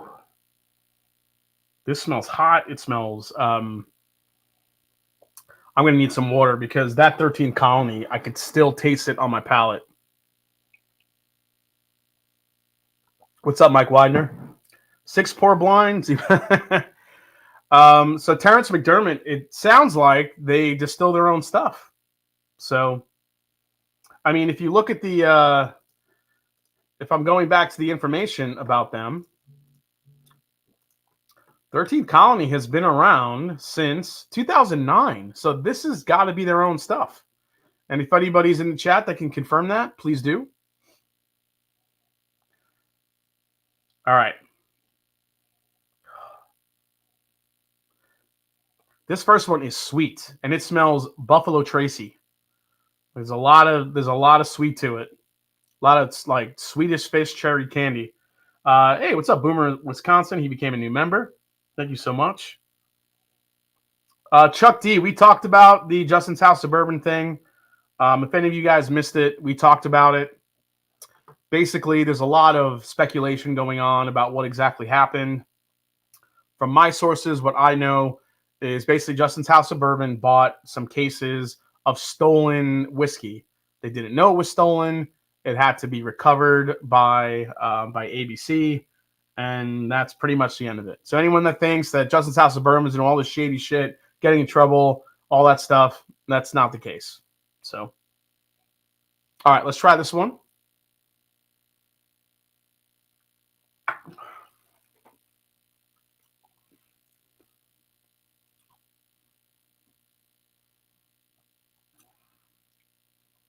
Oh, man, that's pretty delicious.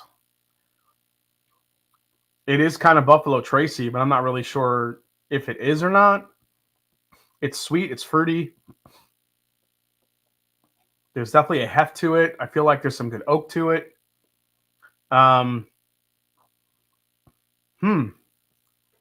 Take one more sip of that.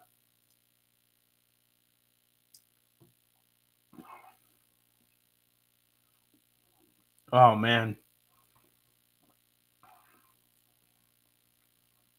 That is like drinking Cherry Garcia ice cream, like Cherry Garcia extract. What the hell? A is really good. All right, so first bourbon that just missed my top 10. The Chattanooga Whiskey Founders, which I definitely wanted to bring up to you guys. I loved this release from Chattanooga. Unfortunately, it just didn't hold up in the blind. I'm not sure it's because it's only 100 proof, but for those of you that do not know what's in this bottle, this is a blend of MGP, some of the early MGP stuff that Chattanooga was sourcing from before they came out with their own products from their own distillate, their own Tennessee high malt. So this is that MGP blended with their Tennessee high malt. And I think this is one of the best releases that I had last year. And not to mention the price point. You hear 10-year anniversary and you're already automatically thinking $200 bottle. So it's like $60. So for Chattanooga to bring this out to the masses for that price point as an anniversary using MGP and their Tennessee high malt for the blend, I thought was absolutely fantastic. I'm a huge fan of what Chattanooga does, and this bottle was no exception. Absolutely delicious. I don't even know if this is around anymore, if they're still out there, but this is one of the better releases and just the better price points that I've seen from Chattanooga. Absolutely delicious. One of the best values of the year for 2022, from what's in that bottle. All right, letter B here.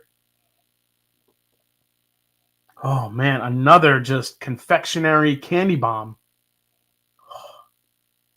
Oh, wow. Let me try this one.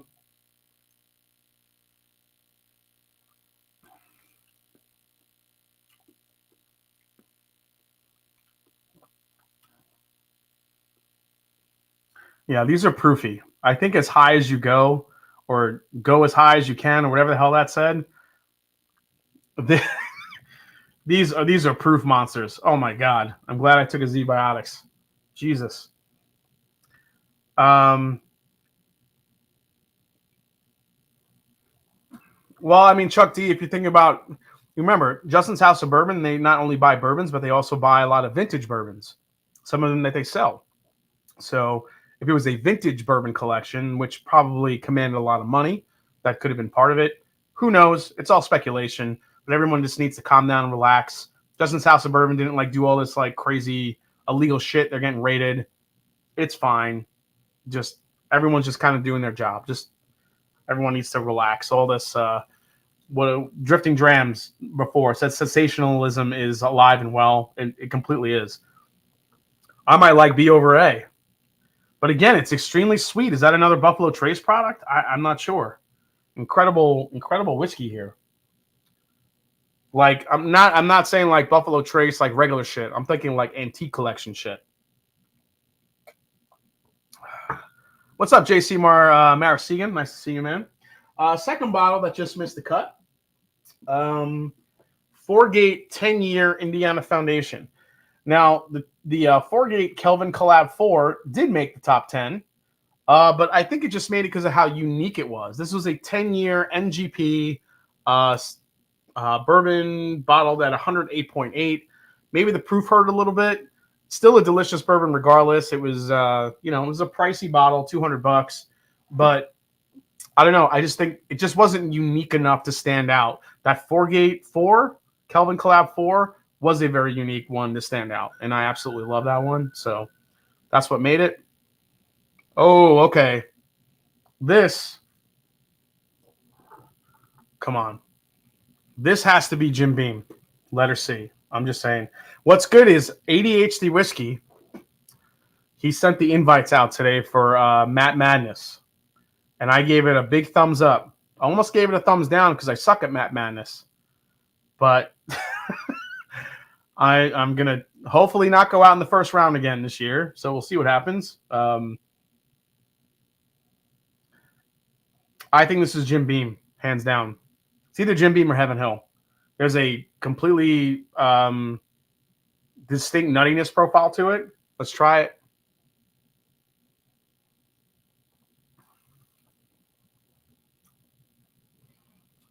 That's got to be Beam. It's got to be Beam. It's not my favorite, but I think that's Beam. Maybe a high-age Beam. Jason and Dan in round 1. Let's make it happen. Jason, you're not going to get any better by declining the challenge. Yeah, I know, Kenneth. Again, I have a different strategy this year for Matt Madness. I won the Scotch Malt Whisky Society Malt Madness, but Scotch you could kind of go through different regions and kind of figure out where is coming from what. When it comes to different Scotches. When it comes to bourbons, I mean everything's so close. You just never know. And I always think every dram, Matt's throwing a curveball in there somewhere.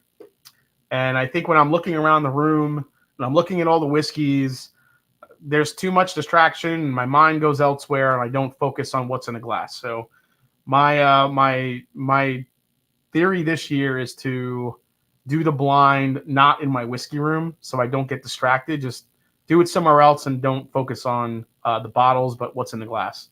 So we'll see how that works out for me this year.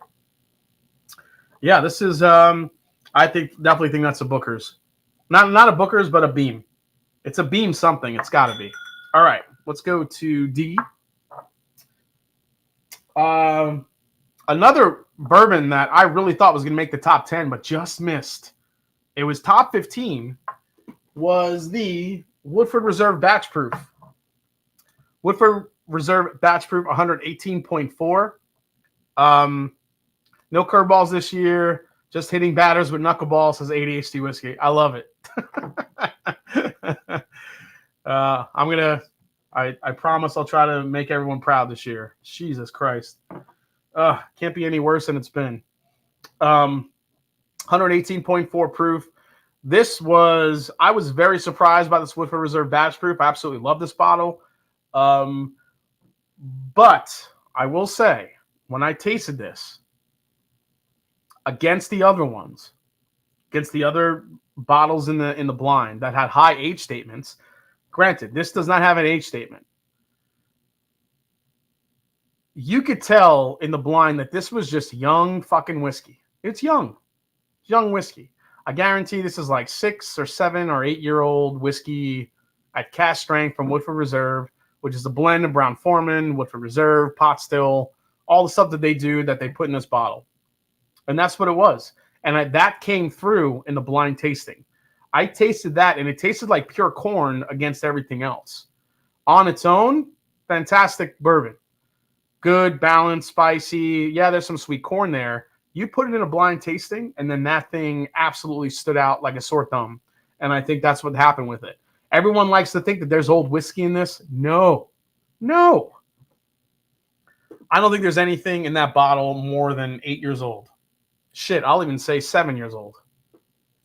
I think that's just young ass shit in a heat cycled warehouse that they put in that bottle at cask strength. And that's all it is.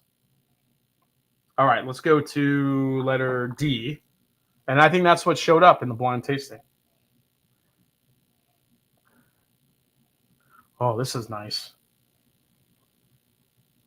You have $100 to spend on a bottle. What do you buy, says Steve Johnson. 2 bottles of Wild Turkey Rare Breed.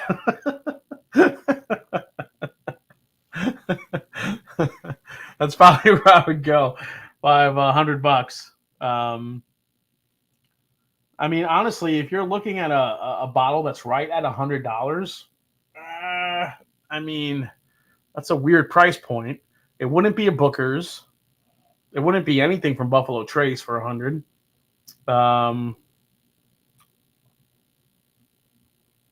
You know, I try to find a Four Roses single barrel for $100. Those generally run like 70 to 80. That's what I'm buying. You're getting a 10 or 11-year-old, you know, bourbon from one of the best distilleries on the planet. 10, 11 years old for $100. Try to find a Four Roses single barrel. Not the one that's on the shelf. I'm talking about a specially selected one by a store or a group, one of those. Elijah Craig Barrel Proof you could throw up there. Those are kind of ranging between 60 to 80 now. I mean, 12 years. I mean, it's hard to beat that for a value. All right, let's try letter D here.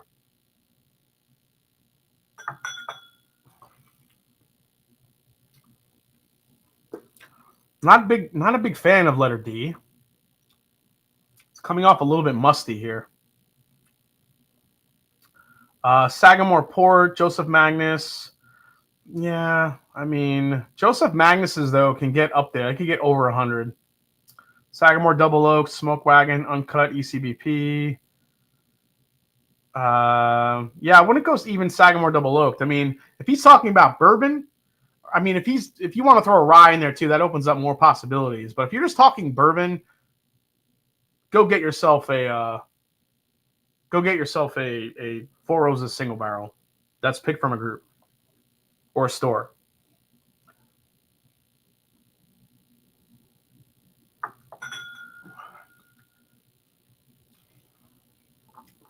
D's okay.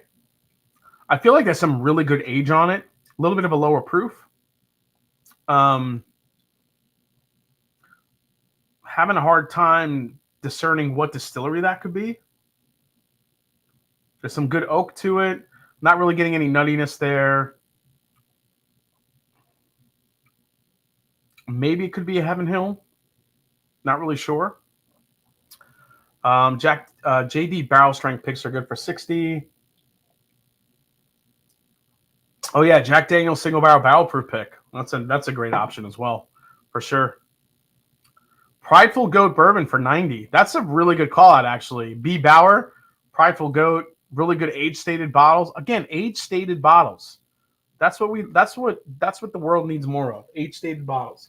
All right, next bottle of bourbon that just missed the cut. The Remus Gatsby. There it is, the Remus Gatsby. I didn't really give this a favorable review on when I reviewed this fully.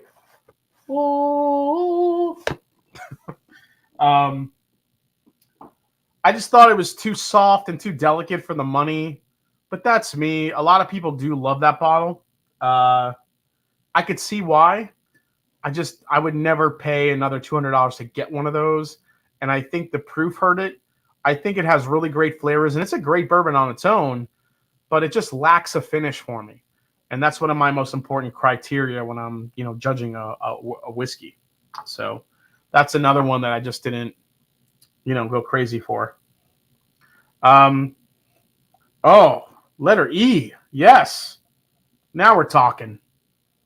Ooh. Letter E smells delicious. I don't use that word lightly. Did Bardstown Disco make your list? No, Nico. But that's the next one we can get into. All the discos.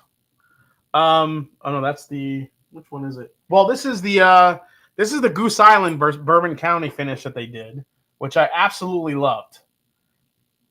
The Bardstown Bourbon Company Goose Island Bourbon County Stout finish. It's like drinking just a pure fudge brownie. And I loved every bit of it. But I think when you put it against the others, it was really just one note. There wasn't a lot of complexity to it, and I think that's what hurt it. But I had 7 and 9 in my blinds too, and it like 9 was the closest, but 9 just missed it. I think 9 ended up being like 13th in the blinds for me, so just missed the top 10, but it was close. But yeah, 7 and 9. I wasn't super crazy about 8. I think 8 is a little divisive with all those stay finishes they did in it. There are like days that I really like 8 and days that I don't like 8. I just think it depends on the day. Another one, Barrel Craft Spirits Batch 33. If anyone has not had this yet, this Batch 33, this batch is one of the best batches I've had from Barrel in a very, very long time. It's not over. It doesn't get too far into like the Dickel side of things. It's super balanced. It's oaky. It's sweet. It's spicy. It is a beautiful blended whiskey from Barrel Bourbon for this one. This bourbon, I think it has stuff in it up to 12 to 15 years old in this one. The youngest whiskey in here is 5. 116.6 proof.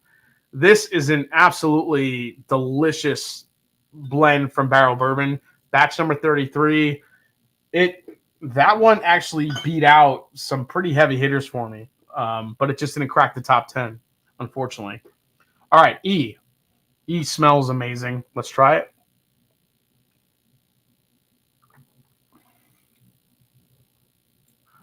Oh, E tastes amazing.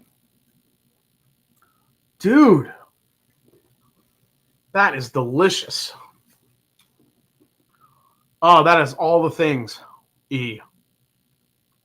E has got the spice. It's got the viscosity.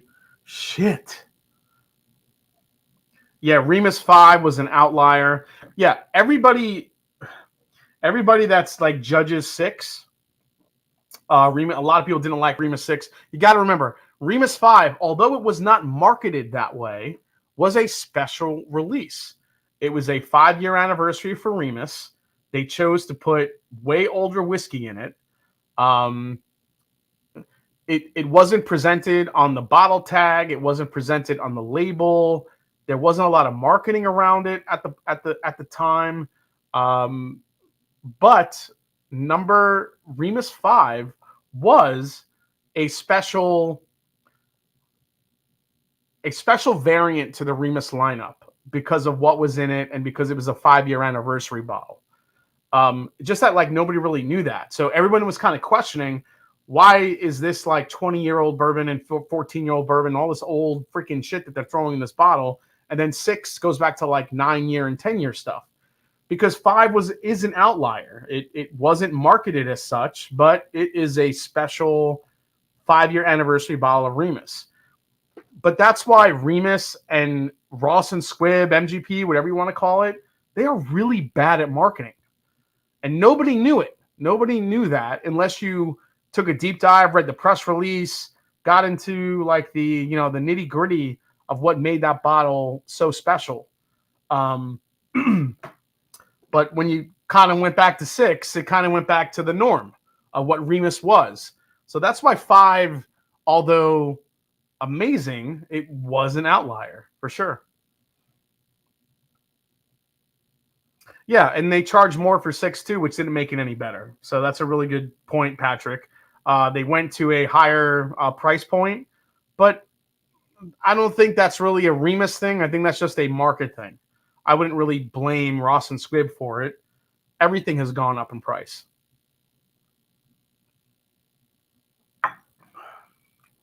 Oh, man. E is is that turkey? Is E turkey because I love it so much? Gosh dang it.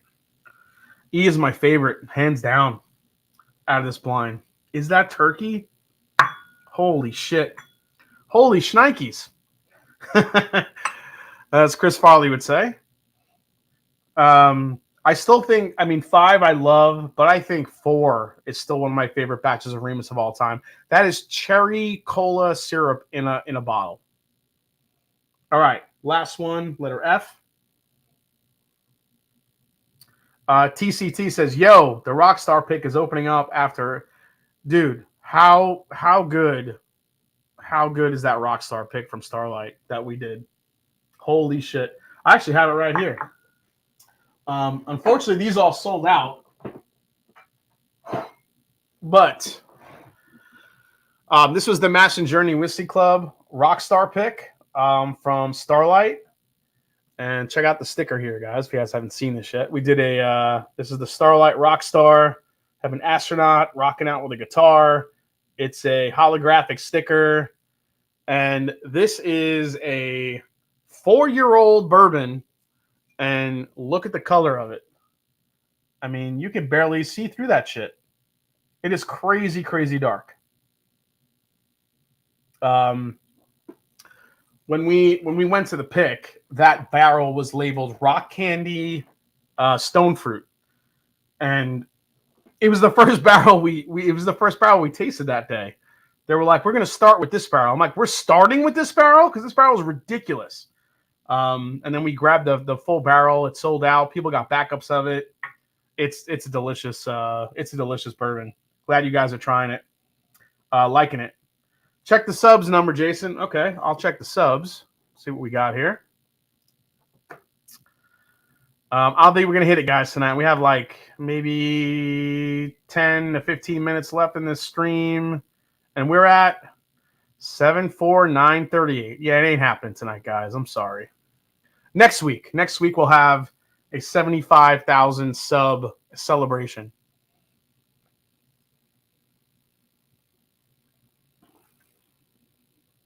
Oh. F is really nice too. F has like a Heaven Hilly thing going on. Really nice rich oak here. Maybe some MGP. Maybe it's MGP. Well, these are all, no, it's maybe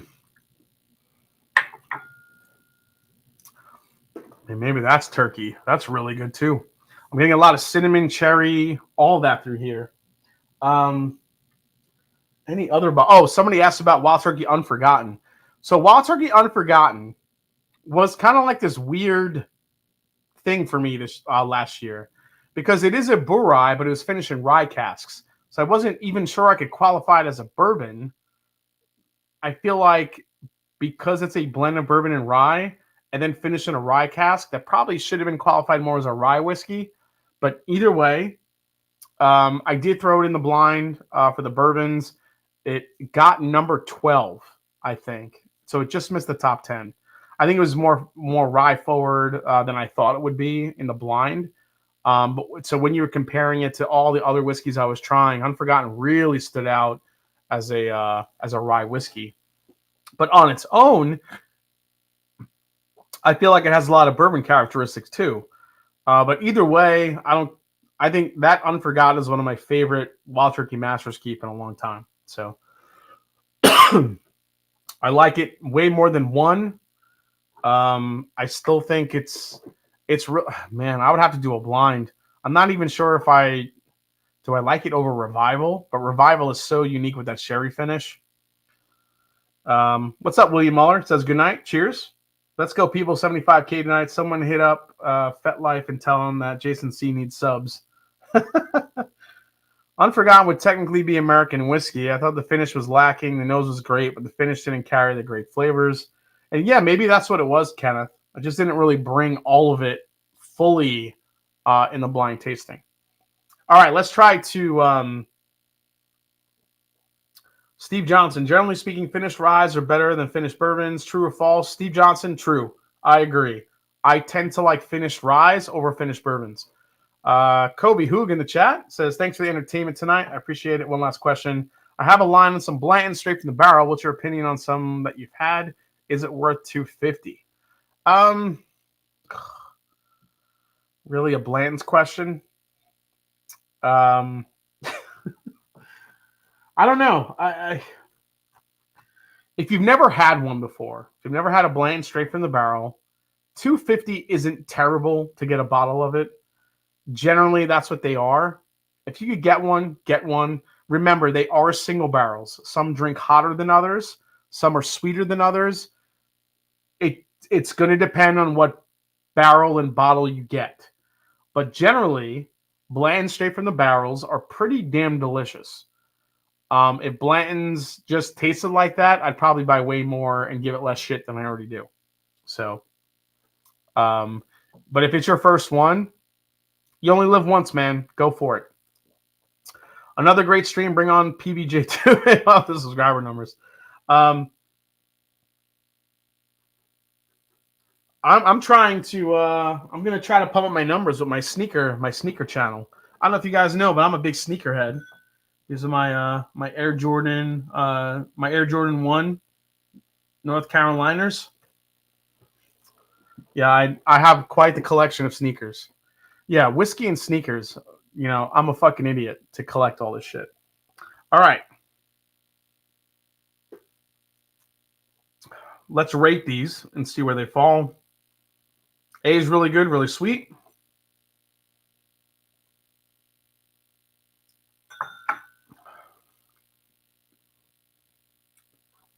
Oh, B is good. I think there's a finish on B. Not sure. Blackbird Messenger, you got a sneaker channel? No. I just don't have that kind of time to be doing 2 channels, dude. But I love my sneakers. Yeah.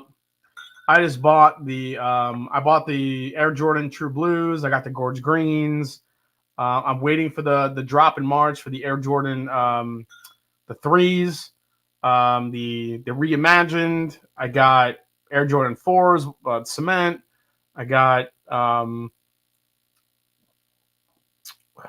the breads. I have too many sneakers. Just saying. All right. This is got to be Beam.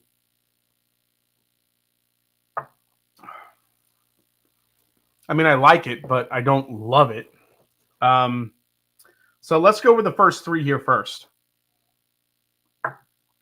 I think I like. Okay. I like B over A, but I like A over C. So we'll keep it in that order. These last 3 though are really phenomenal here. If you tell me no, I do not like Yeezys at all. Never liked Yeezys. Do you ball, bro? James Farley. I'm like a 5'7" Italian. I don't ball. There's no Italians that play basketball. I was good for about, a year doing basketball. All I did was stand out on the perimeter. I was really good at shooting threes. I do enjoy playing basketball, but I wouldn't say I'm good at basketball. My sport was baseball, and I played football. Those were my sports. I played a lot of baseball growing up. I had quite the arm. I had a cannon for a right arm until I dove for a ball and completely dislocated it, and it was never the same after that. My right shoulder here, unfortunately. But yeah, I was a shortstop, and I played center field, right field, basically wherever they put me in the outfield. For football, I didn't play a lot of football, but for football, I was a backup running back, and then I was the lead kick or punt returner because I was the only guy that could catch the punts or kicks consistently. And I never had a great return. I had one really good return, which I broke. I ran all the way back to about the 20, maybe the 19-yard line for the other team when I ran it back. Otherwise, I would just catch it. I was fair. Excuse me. I was fair catching most of the time. So yeah, that was my football career. Jason Sproles, yeah, basically. Dude, I'm great at bocce ball. Yeah, I'm a lanky white guy, not that tall. So tennis one. Oh, tennis. Okay. I don't believe he's short. He's pretty tall, like 6'2", but I could be wrong. Rebecca Page, I am not 6'2". I wish I was 6'2". I'm basically 5'7". So 5'6", 5'7".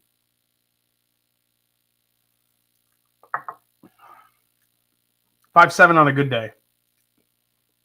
I mean, my mom was like 4'5". My dad was really short. I'm lucky as I'm as tall as I am. I should have been like 4'1". Yeah, this one isn't really doing for him either. Letter D. I think I'm going to kind of keep that. We get into these last two. I think these are going to be the two of my favorites.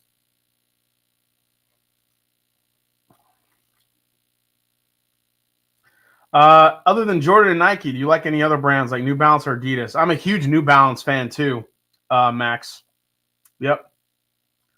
I love New Balances. Um, Asics too. I love Asics. Not just because of the look, but just because of their really comfortable sneakers. I think F might be my favorite. I'm sorry, E might be my favorite. It's between E and F.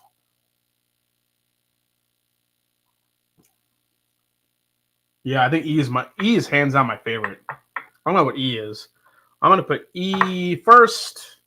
I'm gonna drop F in second and move everyone else down the line here.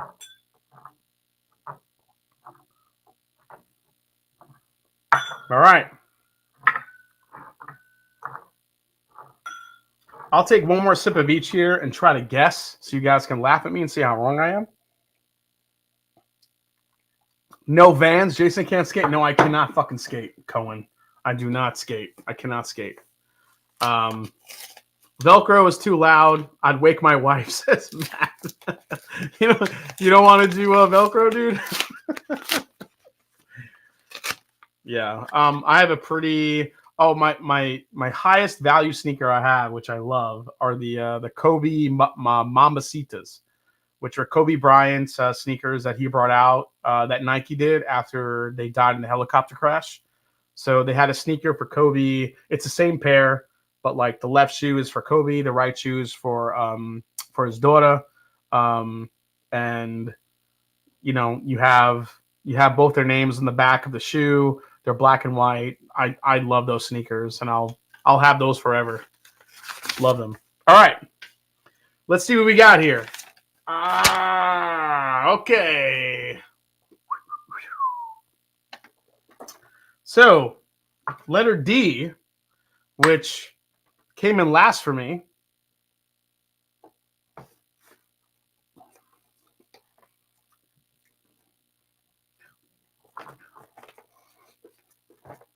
I said it was really sweet and it could be another Buffalo Trace product. And here you go. Letter D is Benchmark Foolproof. Benchmark Foolproof. Foolproof.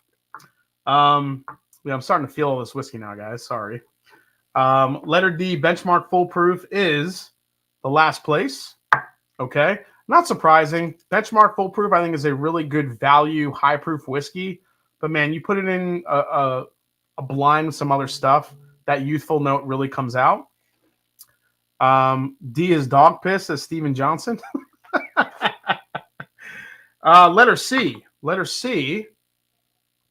Letter C was the one that I said has to be Beam. It just smells too beamy. I said it's Beam. It could be Booker's. And it's the Booker's 2022 Lumberyard batch, which I actually thought was a pretty decent batch at the time. But in this blind, did not hold up. All right. So the first two, I'm kind of happy with my guesses. Let's go to the top four here. Letter A. Letter A, I said was super sweet. I thought it could have been Buffalo Trace because it's so damn sweet. And guess what it is?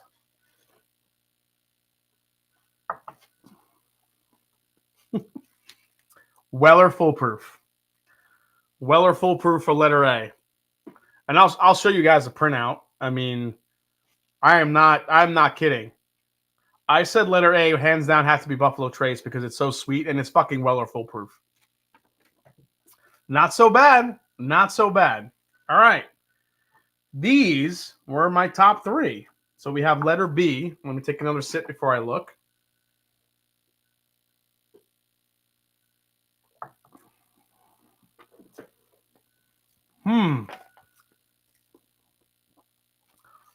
B was hard for me to place. I said that it could be another Buffalo Trace product because it was so sweet, but I wasn't sure. B is, dude, that's what that is?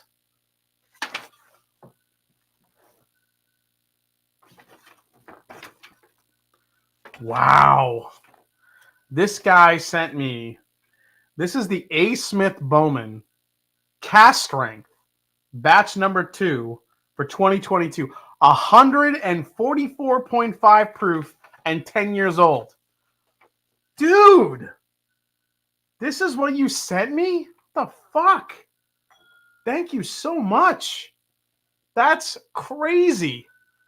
I cannot get a holy crap, dude. That's the A. Smith Bowman. Wow. Wow. Dude. Oh my God, man. That's insane. That does not drink 144.5. Well, I mean, I've had a lot of drinks tonight, but I'm saying it still doesn't taste that high of a proof for me. All right. Wow. Thank you so much. I never thought I would taste that bottle. All right. Letter F was my second place. And that I said, what did I say for this one? I said it was oaky, but I had no idea. Oh, shit. This is a Knob Creek single barrel bourbon store pick. This is a store pick at 14 years, 3.5 months old. Dude. This shit is legit. Letter F, 120 proof, 14. I didn't realize that the picks went that high. 14 years, 3.5 months old. Knob Creek single barrel bourbon store pick. I mean, was this like back in the day? Because I don't think they do them that old. But, dude, I miss those Knob Creek store picks so bad. I mean, how good was it? How good was this? Look at that. A Knob Creek store pick taking out Weller fucking foolproof, Benchmark foolproof, Booker's, A. Smith Bowman cast strength batch 2. This is what it's about. This is why you do blinds. And my first place, which I thought maybe it was turkey. Letter E. Yeah, it was not turkey. There was a reason why this bottle made my top 10 of the year on the Mash and Drum. It's Elijah Craig Barrel Proof C922. 12 years old, 124.8 proof. That was my number one pick in this blind tasting. Elijah Craig Barrel Proof C922 took down the Bowman cast strength, took down Weller full proof, took down Booker's, took down a Knob Creek 14-year store pick. That's how good that batch is. Oh my gosh. Dude, thank you so much for that blind tasting. That was an amazing blind tasting. I never thought I'd taste that Abraham Bowman. I'm sorry, A. Smith Bowman. Dude, C922 just... Heaven Hill had a fucking year last year, dude. C922 is legit. And I could go buy it tomorrow for $70. System Trend, you buy all of it. It's that good. Oh my God. That is ridiculously good. Yeah. C922 coming out on top in this crazy blind tasting. All right, guys. It is 11:09. Thank you so much for the super chats. Thank you so much for the support. Next week, I'm pretty confident we will be able to celebrate 75,000 subscribers. We'll have a little bit of a celebration. May bring out some guests. We'll have a good time. I really appreciate the support and everything you guys have done for me to support the channel. We have a lot of fun reviews coming up pretty soon, including some fun list videos, which everybody loves.